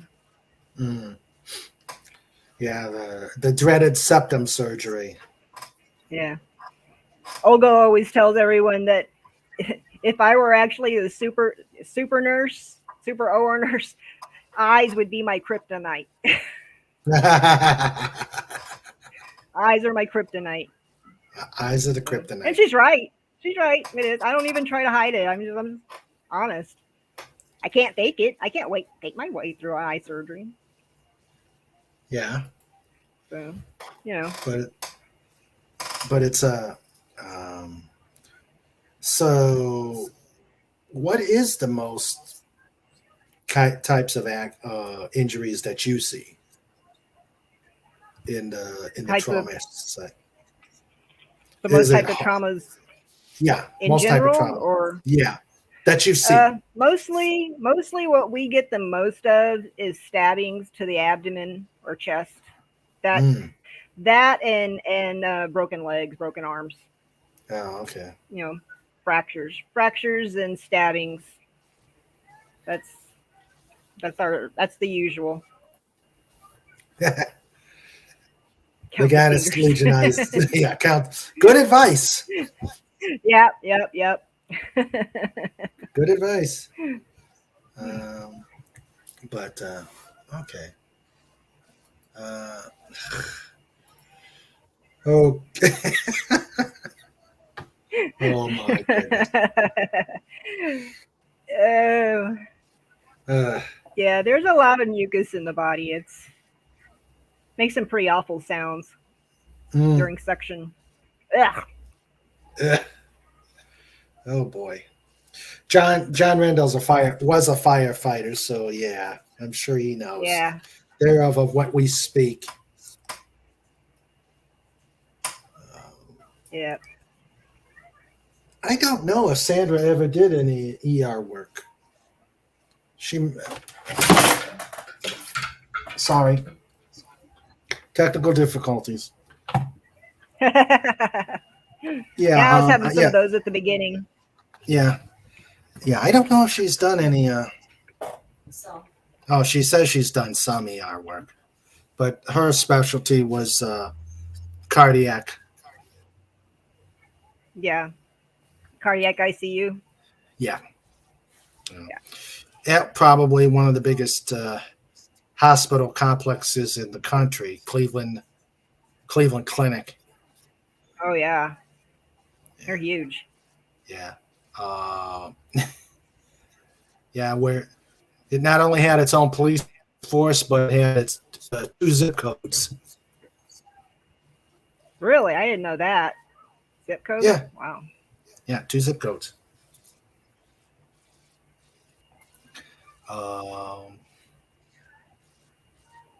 She's also not fond of neuro. That can be a little strange to do, aren't they?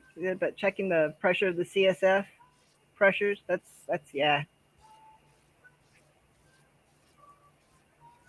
Anti-derivative Jill asks, what is the weirdest object somebody was stabbed with? Well, I think a board of wood. A board of wood would be the weirdest thing. He wasn't actually stabbed with it. It fell off the back of a truck, but True. and impaled him.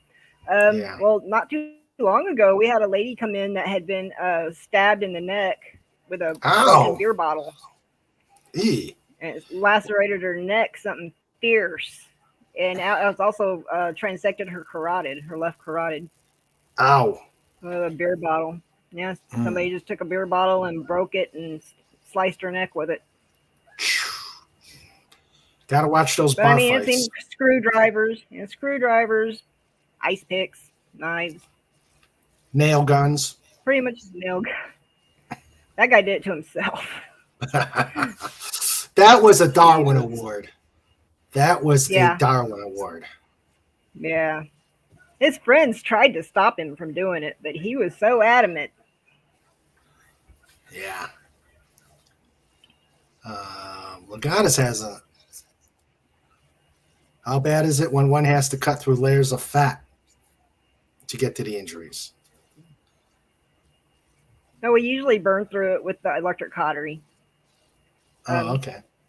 the biggest problem, I suppose, with patients that have a lot of fatty tissue layers is we're always more worried about the healing process.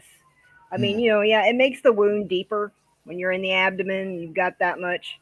But we have retractors and stuff that we pull it out of the way with. And as far as just getting through it, I mean, there's not a lot of bleeders within the fat layers, which is why you can get really raging infections post-op. Mm-hmm.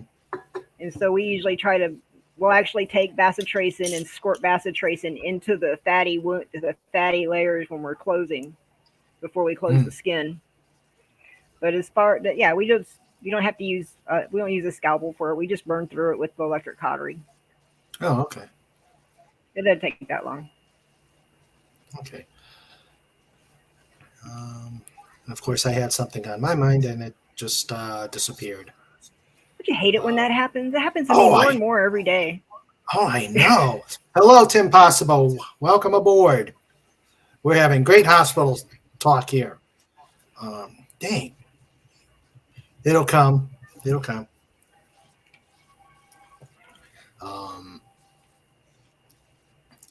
Yeah, okay.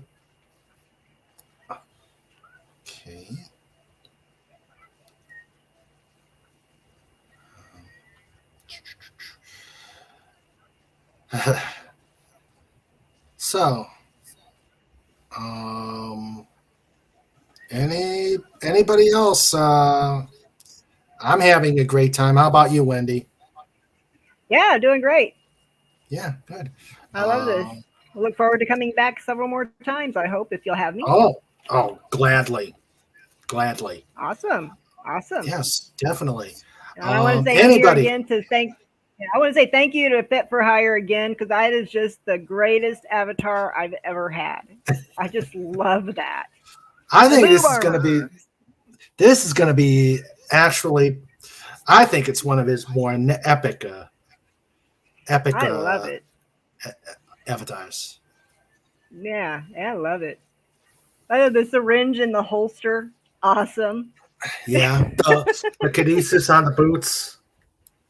Yes, on the front. I didn't even notice that one. It was Jimmy that pointed that out to me later. Are they also on the arm guard too? Are they what? Are they also on the glove guard too? I can't tell in this little one. Let me see. I can look it up on my iPad. Yeah, let's see.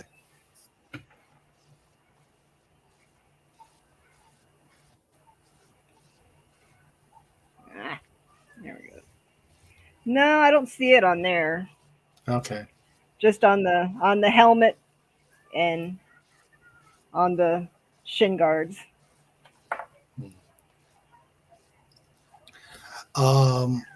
And I just love that touch he put in on the backsplash with the emergency room in the background. Awesome. Yeah, I love that. I love that emergency room backsplash. Awesome. John Randall asks, "What about motorcycle wrecks?" That's we see quite a few motorcycle wrecks. Yeah, there's a large majority that are fatal on the scene. The thing about motorcycle wrecks is whenever the ones that make it in, they have injuries that span the body. Broken backs, internal bleeding, broken bones, and head injuries. It's not unusual whenever we have a motorcycle wreck that we bring up that we have 4 different types of surgeons working on the patient. Well, orthopedic surgeon, the trauma surgeon, a neurosurgeon, sometimes a cardiovascular surgeon. It's those are very, very complex traumas.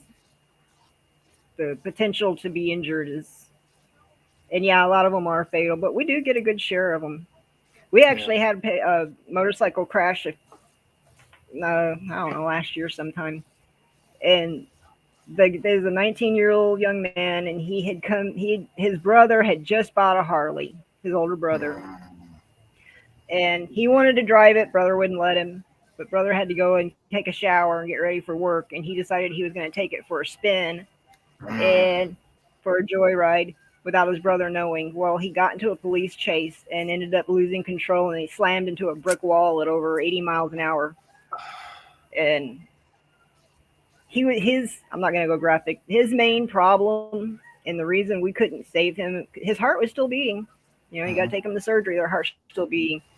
But we didn't have time to take him to CAT scan and all that stuff. So we were just going to have to wing it, take him up, cut him open, because we knew that he had abdominal injuries because his belly was so distended and full of blood.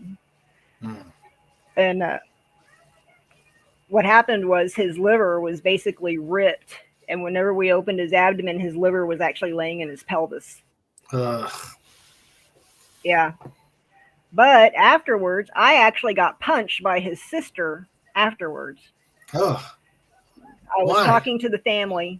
I was talking to the parents, and they've just lost their son. And the sister, whenever the surgeon and I went out and told them that, his injuries were really bad, just not conducive with life. And the surgeon went ahead and went back in, but I was explaining to the parents what we would have to do because they wanted to know when would they get the body and when it would go to the funeral home, blah, blah, blah. But I was having to explain to them the whole process because it's a police investigation that we have to go through the coroner, the county coroner and all of that. And then they'll be the ones to set that up with them. And the sister, I think she was 21. She flung herself to the floor like a 2-year-old and started kicking and screaming, which was kind of, I'd never actually seen that before. I've seen family members when they find out they've lost their loved one. I've seen them punch the walls and, things like that. I'd never actually seen a 21-year-old woman fling herself to the floor like a toddler and throw a tantrum. And whenever she stood back up, she started screaming at me and saying, you're either effing stupid or you just don't give a crap.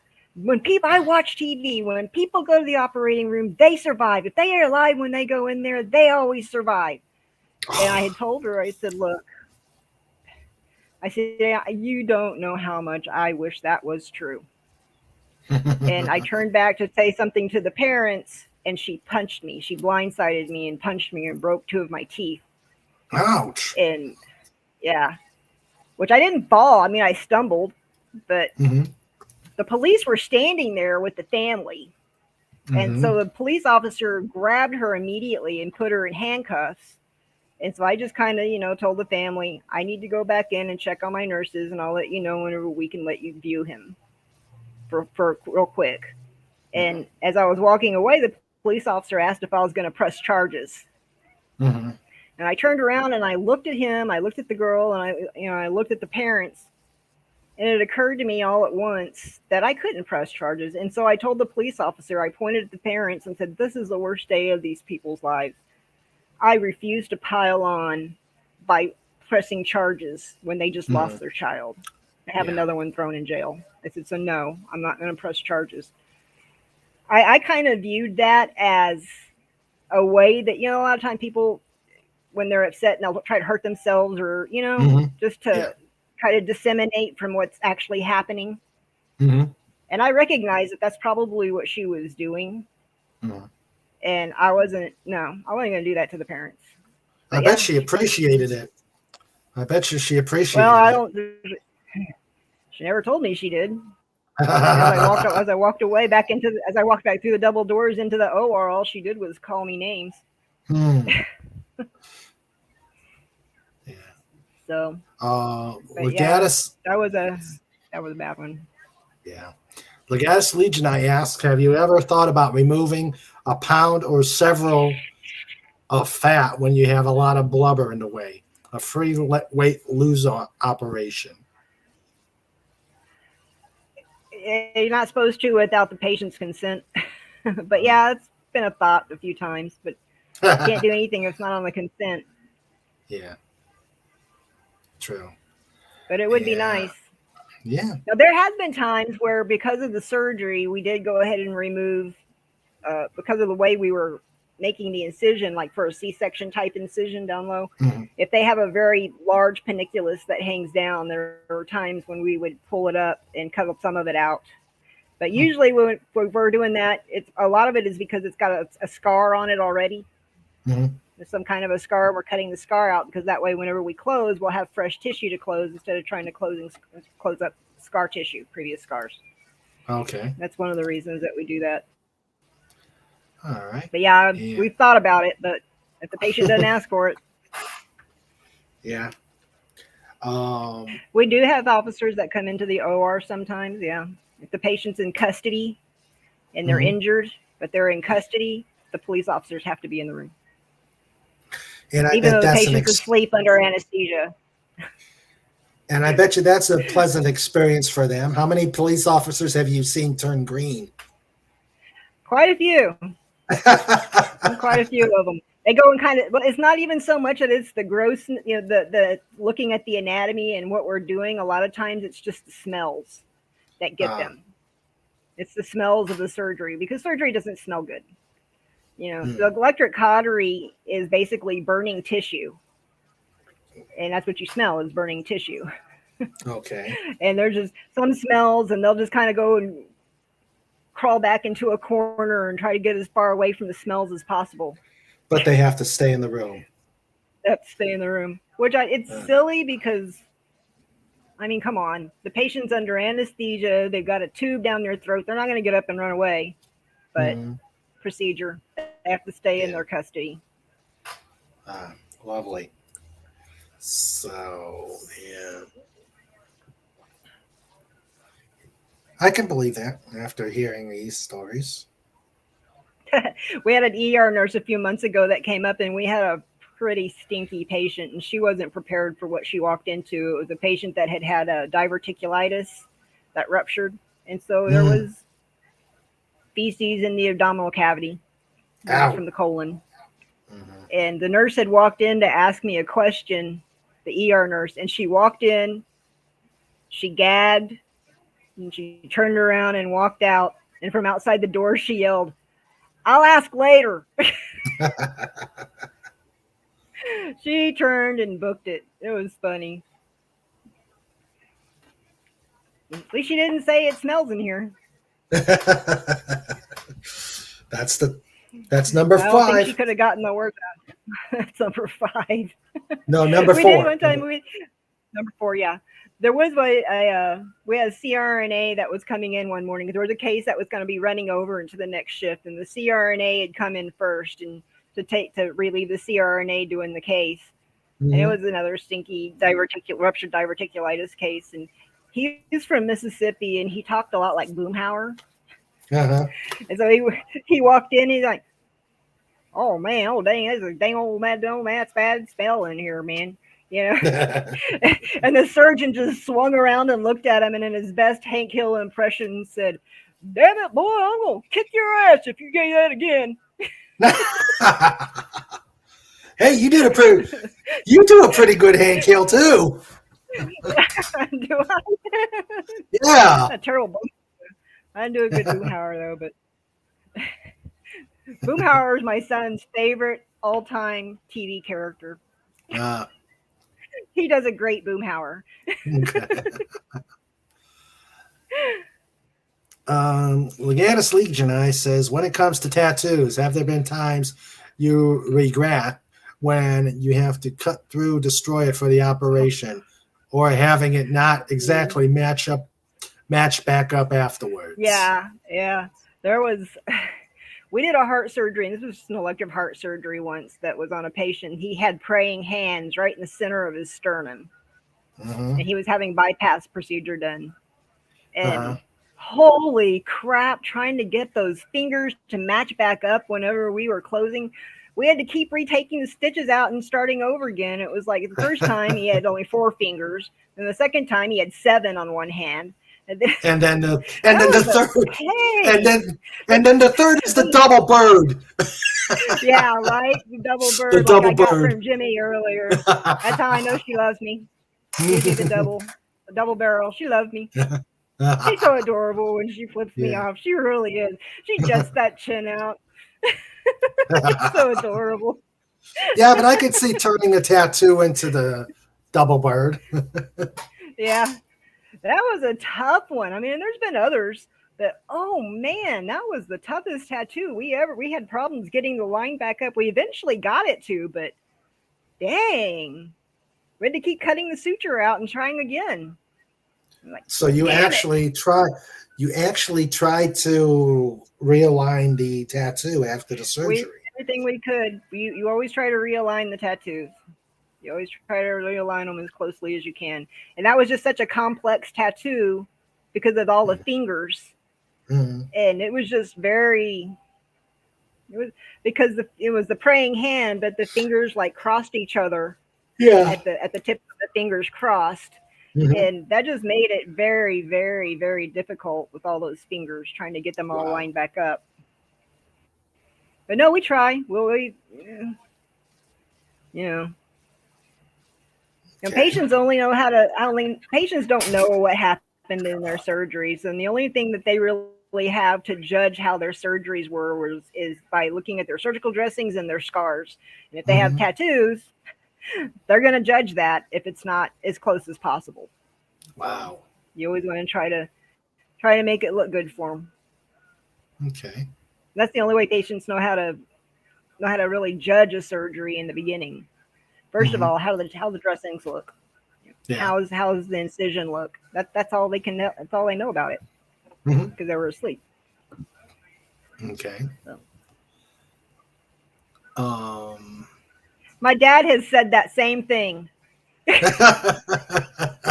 My dad has said the same thing. Snort. Profound. Definitely. Very profound bear.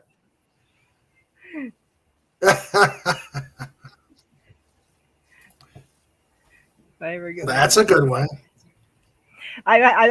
He's retired now, but we used to have a nurse anesthetist that we worked with, and he had that Ghostbusters symbol, the circle with the line through it. Yeah. And then all around the edges of the circle, he had all these different things that he didn't want done to him. DNR, PEG, which is a percutaneous gastrostomy tube for feeding that a lot of patients get near the end of life. And just this whole list of things that he didn't want done to him. And he had it tattooed right over the center of his chest so that people would read it. Wow.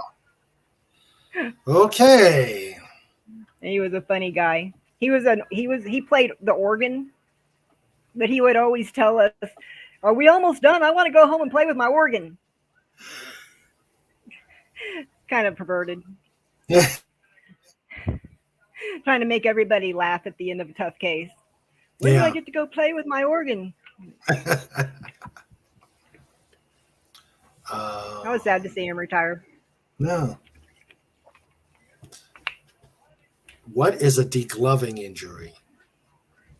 A degloving injury, you know how whenever you take a glove off and it peels off? Yeah. That's the skin pulling away from all the muscle tissue. Ow. The skin and the fatty tissue underneath will actually be torn away, and it looks just like a glove being pulled off. And underneath, all you can see is muscle, tendons, and bone. And the skin is actually, it's a degloving. It's like when you take your glove off. Okay. It's completely separated and loose. Okay. So a part of my leg was degloved whenever I got hit by that car. Ouch. So if you could say it and not cause some screaming. Have a good night, Rennie. Glad you can make it. Hey, Rennie. Have a good night. Take care and stay Yep. safe. Yep. She's And such a see you sweetheart. Friday. She's a sweetie. Yes, she is. We love her. Um, are those easy to treat or? Sometimes, like with the degloving on the part of my leg that was degloved, they cut it off because the reconstructive surgeon came in and he had to swing muscle around on my leg because Mhm, the muscle was ripped away from my shin mhm, and dead, and so mhm, he had to take a piece of muscle from the backside of my calf and he swung it around to the front mhm, to give me a new muscle over, which was very weird because I had to learn how to use my foot again because whenever I would mm, try to move my foot one way, that muscle was still trained to move my foot the other way. hmm. So my foot was kind of going in opposite directions of what I wanted it to do at first, but Ah. eventually I figured it out. But yeah, that's what he ended up doing was just cutting away that tissue. And a lot of them you can just pull it back up and suture it Hmm. back in place.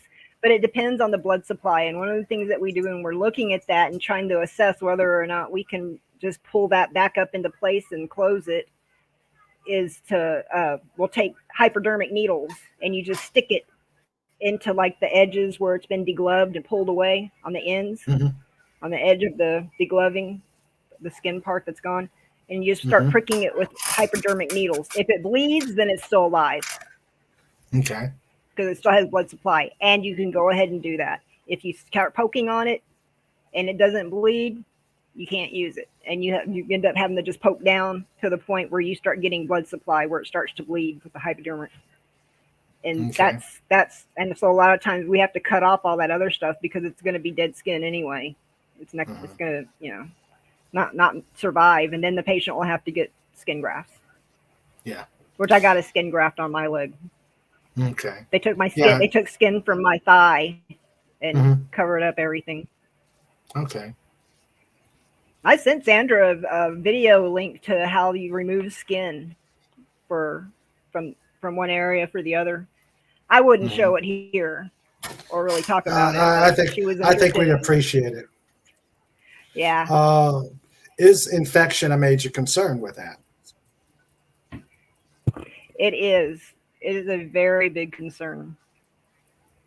And a lot of that has to do with whether or not the tissue is viable and still has blood Hmm. supply.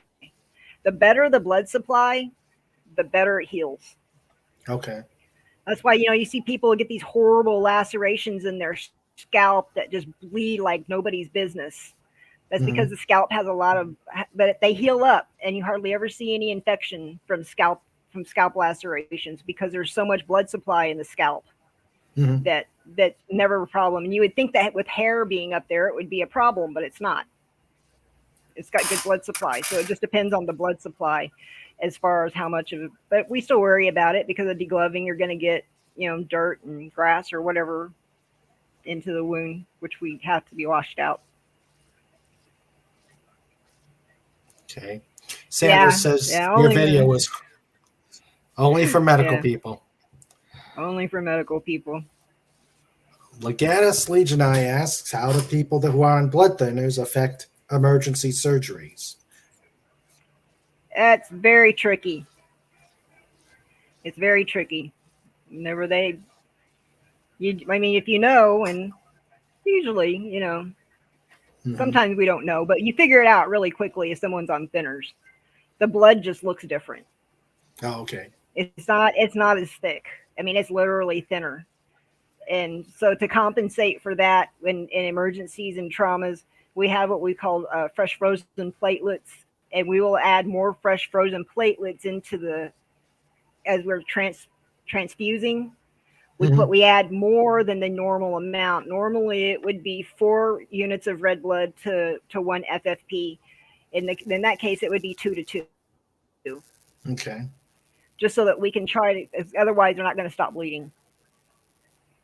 They're not going to stop bleeding.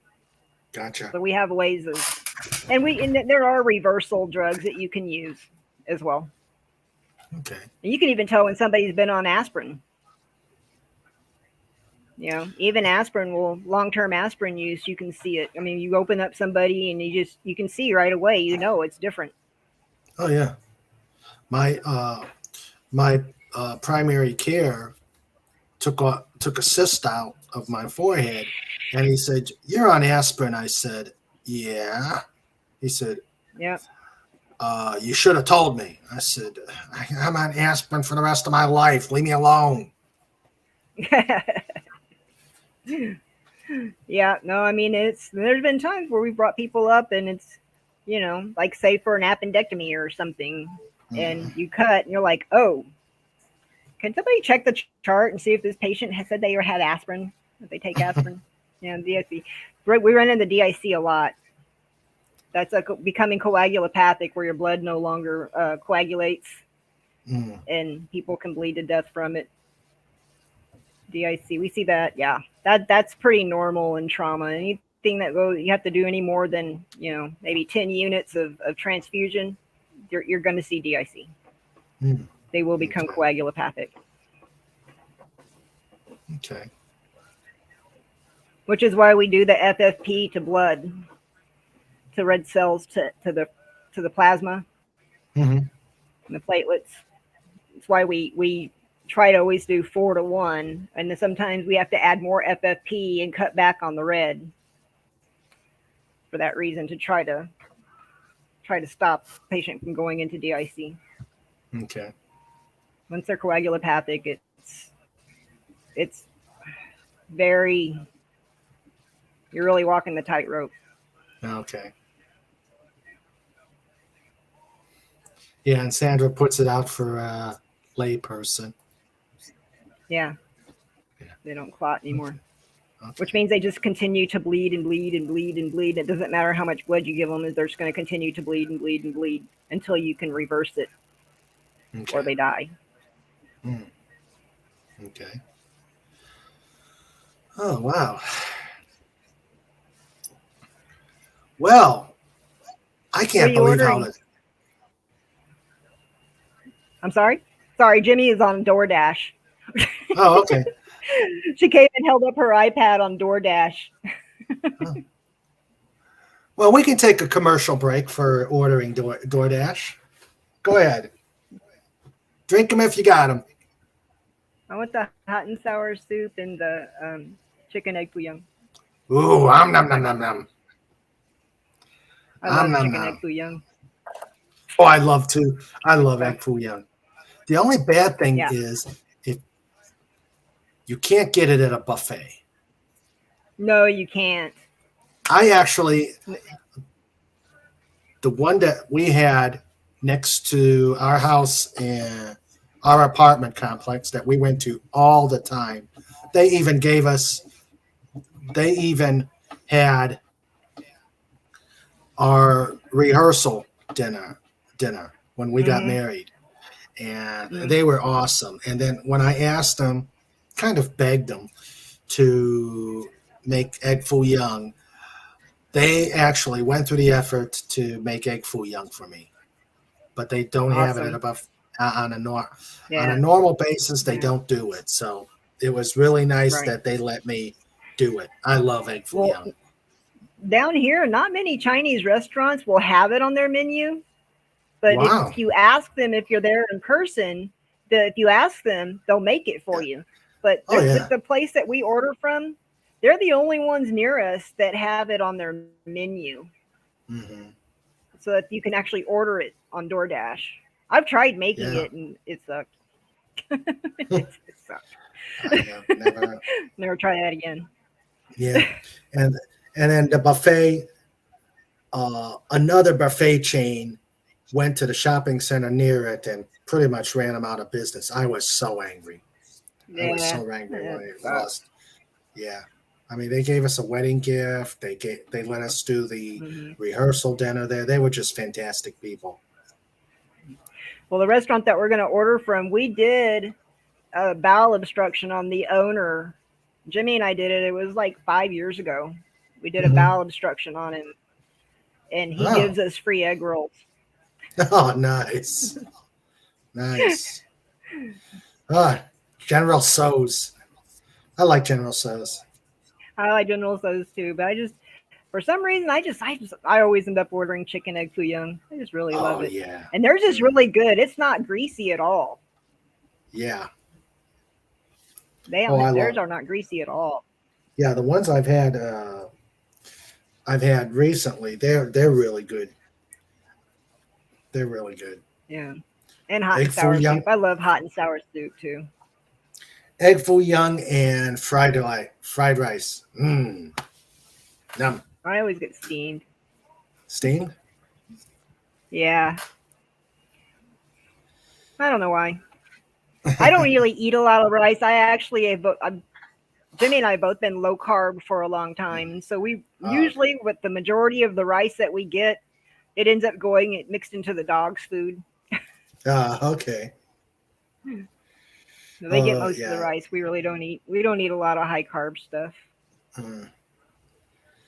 Don't have Snoopy over. He'd be over there. He'd be over there begging. Oh, they get excited. They know they're getting rice. They love it. Good Cheyenne will stuff. sit there and she'll just sit there and bark and bark and bark when she's watching me put it into her bowl. Yeah.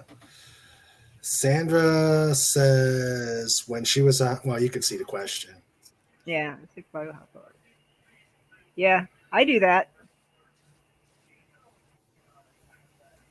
Do you have a favorite we place? have several places. We have several. I mean, we order from this restaurant a lot. I'll buy for this restaurant, but we have a Annie's Pizzeria. Mm-hmm. It delivers, and they are excellent. And that's who I usually buy my pizzas through when I'm buying pizzas for staff. Oh, okay. Is Annie's Pizzeria. Pizza Hut and Domino's have just their pizza is just not as good as it used to be. Besides, I like the Annie's because it's a New York pizza. I like thin crust. And I think we've answered the question, Legatus Legion. They can do it. No, we can order from anywhere we want.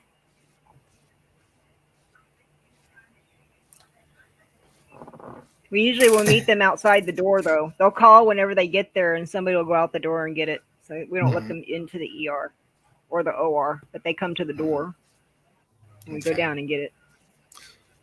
Is there a break room within the OR where you can get a meal, eat your meal? Yeah, we have a nurse's lounge. We have a nurse's lounge.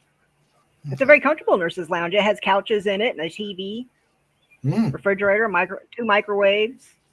Nice. Tables, cushioned chairs.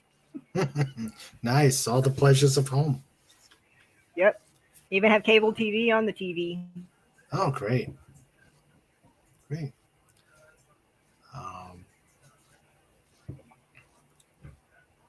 All the pleasures. I like steamed dumplings. Yeah.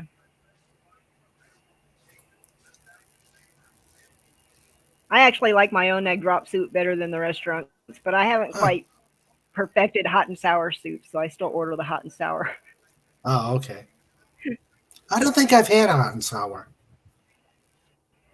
When it's a well balanced, I don't like things that are super spicy, but when it's well balanced, it's delicious. Mm-hmm. Sometimes it'll be a little too spicy, but it's pretty good. I love it. Clears your sinuses.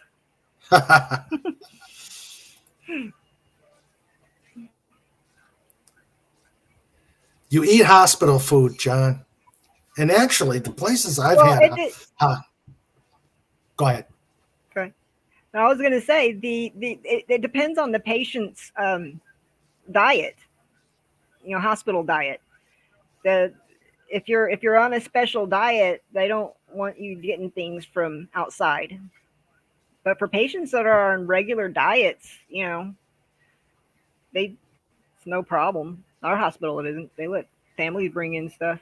I know my mom brought me a Firehouse Subway or Firehouse Sub when I was in those things are so good.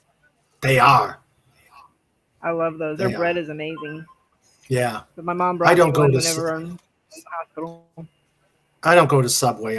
If we want a sandwich, it's out of the way, but we've got a firehouse about 10 minutes away. Well, there's a firehouse between my mom's house and the hospital, so she just stopped on her way to the hospital and picked one up. Oh, nice. It's like a block away from the hospital. Mm. Well, I don't have a problem with hospitals' food, but as Sandra said, but as Sandra would tell you, I've never met a meal I didn't like, for the most part. And the hospital, our hospital, they do have a fresh where they make burgers in front of you, and those are Wow. good.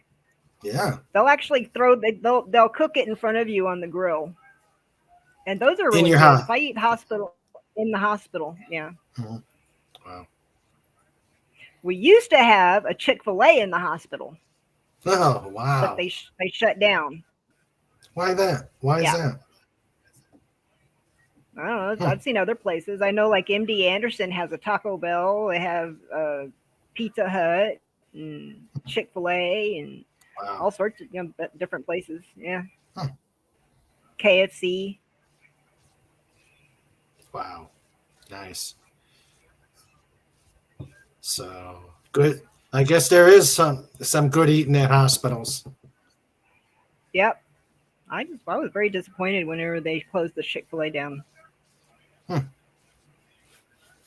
I never got a reason why. It just Hmm. disappeared. Yeah.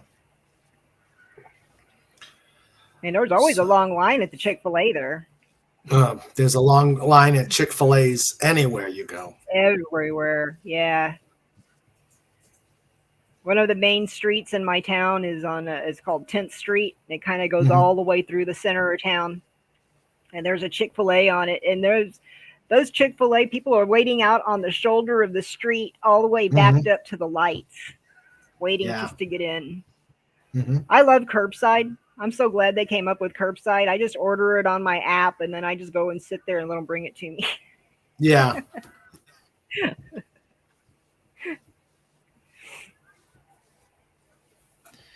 Yeah. Uh, yeah. We drive by the one near us, and it's just like, oh my god. Yeah. I don't think I've ever gone through the drive-through at that Chick-fil-A. Hmm. If Yeah. I before curbside, I would just walk in and order Hmm. to go. It was quicker. Wow. John Randall says they had a 2 hour wait a couple weeks ago. Oh That's my gosh. that's too long. That's That's ridiculous. yeah. I'd go elsewhere. As much as I like God. Chick-fil-A, I'd go elsewhere. Yeah. I don't think I'm not patient enough. Yeah. Um, leave it That's to true. that is true. It's true. Hmm. Bribing the nurses will get you everywhere. Yep, definitely. I did that Um, when my dad was in the hospital. I was buying pizzas and stuff, all sorts of different mhm, things for the nurses because my dad he's not a nurse or a doctor, but oh my gosh, he was mhm. grumpy. Nurses didn't even want to walk in there. I didn't want to walk in there. I actually had people say I was pleasant. Boy, they don't know me that well. No, I was very nice. I was very nice at the hospital to when I went in No, for but the nobody is nice when they're sick, though. I mean, you're just miserable. yeah. Well, I actually have motivation. Yeah, Sandra puts the fear of God in me when I am in the hospital. Yeah, yep. to behave. Yeah, Hmm. Jimmy Oh, told me she told that a me. lot too, but Yeah. you know, Yeah. I told her to So. tell Jimmy. I told Jimmy to tell Olga to behave.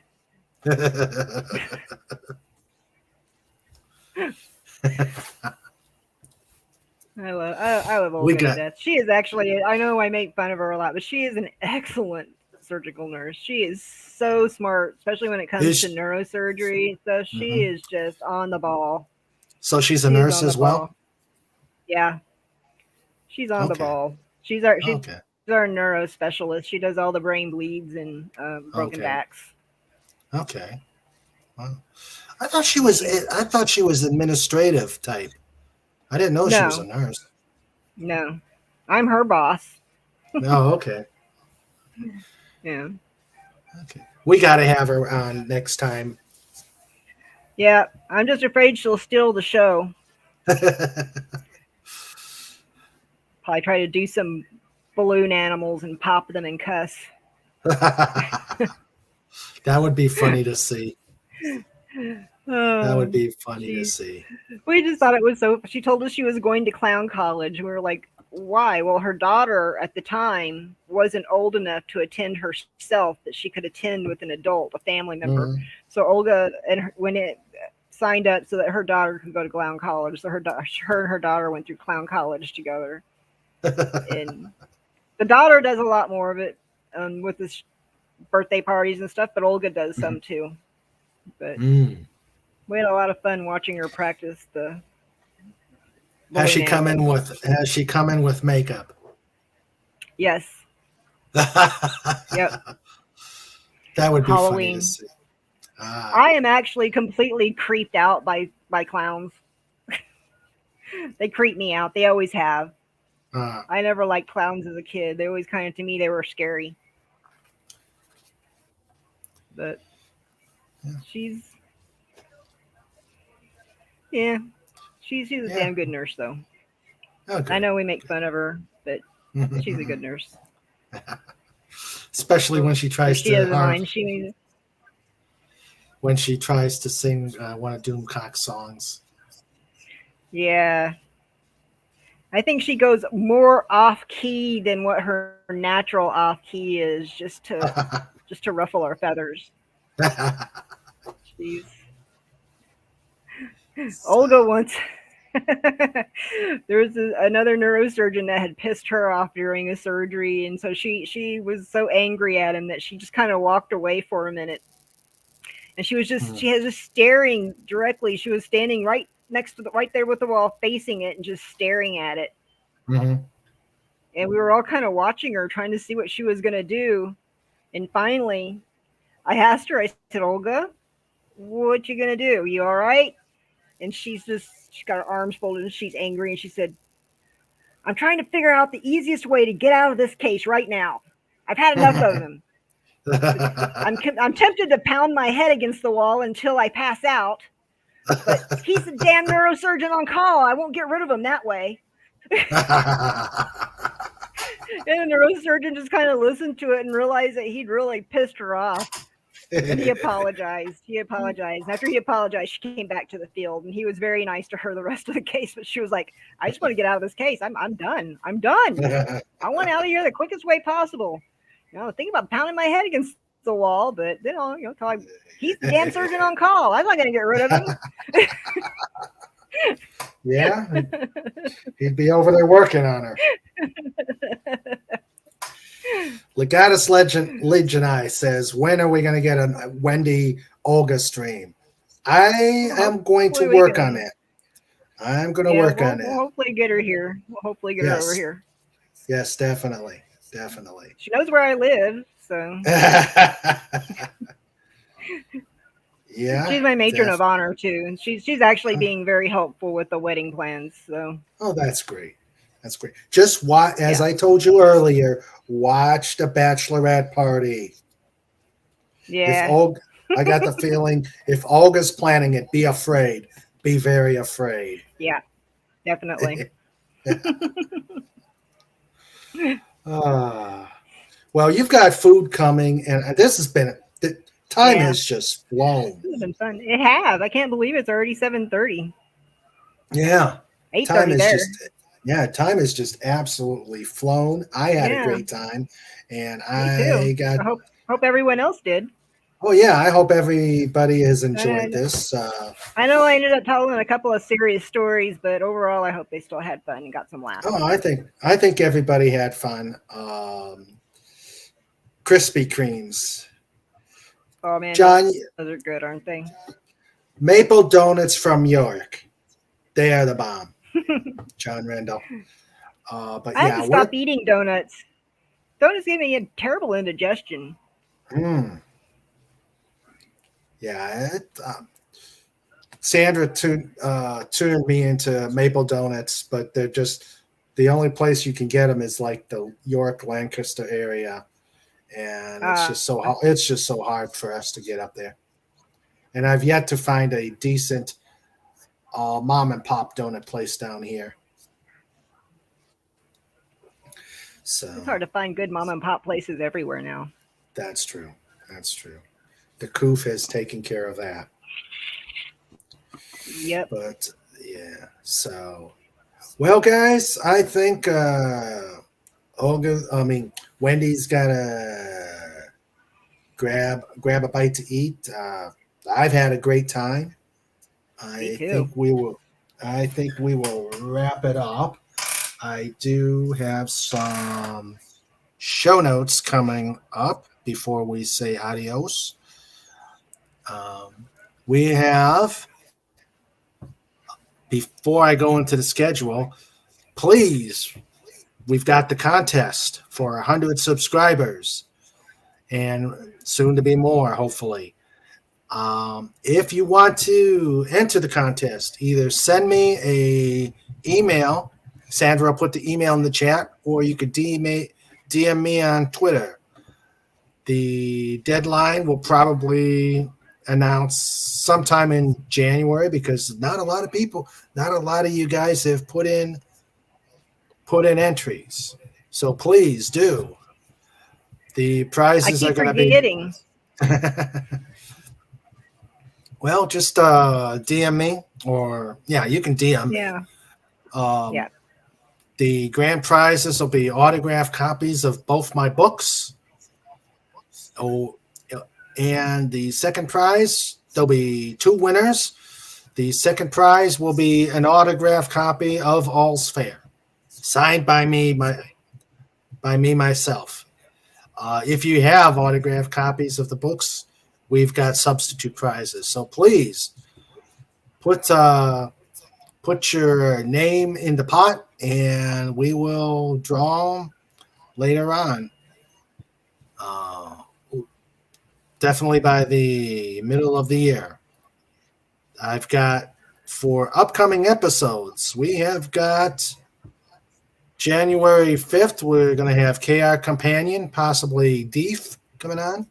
The 8th, we're going to have Andy Masterson, showing a lot of his projects. Man, he is so talented. Yes, he is. Yes, he is. I love bringing on artists I love these interviews. I also love bringing on artists because that really is what the channel is about. Artists and just bringing interesting things out to the population. We've got, I'm still waiting on Clobby, but we've got on the 12th, Clobbering Times and Raquel Briggs. We'll talk Fantastic Four. The 19th, we're going to have Anti-Derivative Jill, continuing our Deep Space Nine discussion. The 22nd, we're going to have Baron Ormontag, The Great Fet for Hire, and Fez for Hire, John Rendell, come on as a panel. And on the 26th, we're going to have Orville Nation come on. So January's going to be busy, and January's going to be fun. So please come on out and keep coming on, supporting the show, and having fun. Let's continue to make some waves. Again, I'd like to thank Fet for Hire for making this amazing splash logo and doing everything he does for me.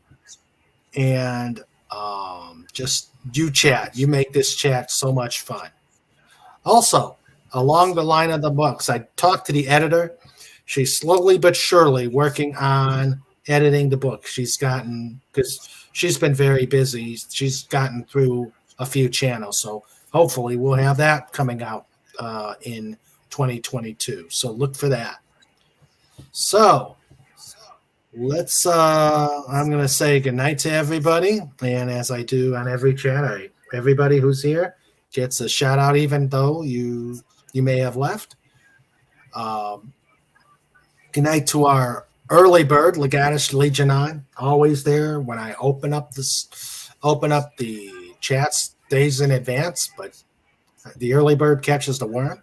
Good night, Stuart Mitchell, John Rendell, Fez for Hire. Good night to Tiger Stripes. You had some great questions and comments, and she kept track of the top 5. I love that. She's going to be our scorekeeper. She's going to be the scorekeeper for our top 10s. Snorter Poopus. Good night. Have some sushi on me. Good night, Lord Thoth. And good night, Eric K. And Agent Pepsi 1 was awesome tonight. She had some great questions. Good night to the lovely Sherry. Good night to Grifter Von Wagner, to Postal Prime, to Canadian Spider-Man. Stay warm, buddy. Good night to Andy Masterson. I look forward to talking to you. Good night, Matt G. Good night, Zax. Good night to the ever lovely, amazing Rennie A. Good night, Brandon, the anime gay. Good night, Northern Fire. Good night, Anti-Derivative Jill, who says this was a great way to pass the time while traveling home from a road trip. Thanks. Hey, thank you for Thank you for listening and enjoying the stream. Good night. I think I said good night. Yes, thank you all. And a special thanks to Sandra for keeping the madness in line, asking great questions, just being my better part, my better half, my muse, my best friend. Thank you very much, Sandra. And the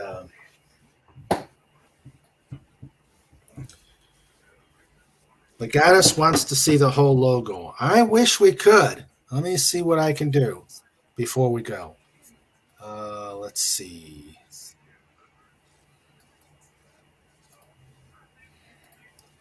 Let me see how I can do this. Okay.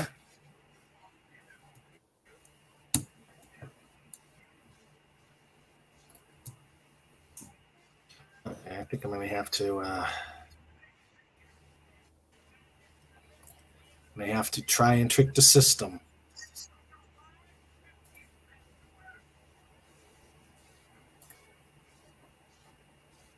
Everyone have a very safe New Year. Yes, definitely. Take care. Have a happy New Year, and please be safe. Let's see.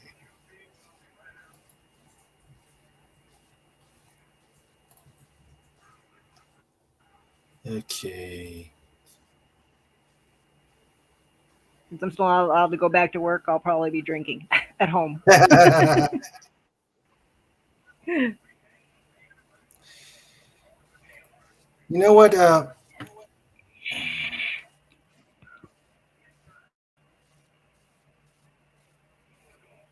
Uh-oh.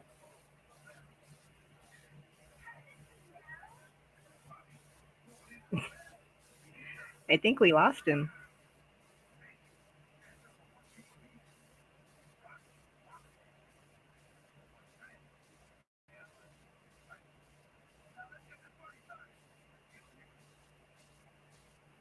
What happened to him, Sandra?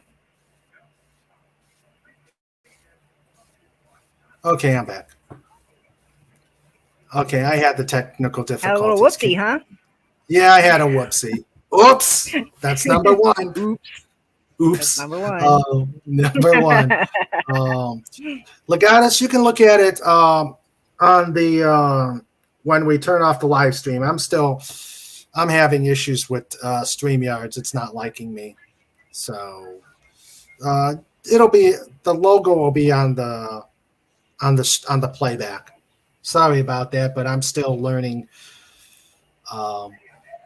StreamYards and being able to share screens and not go into infinity. So sorry about that.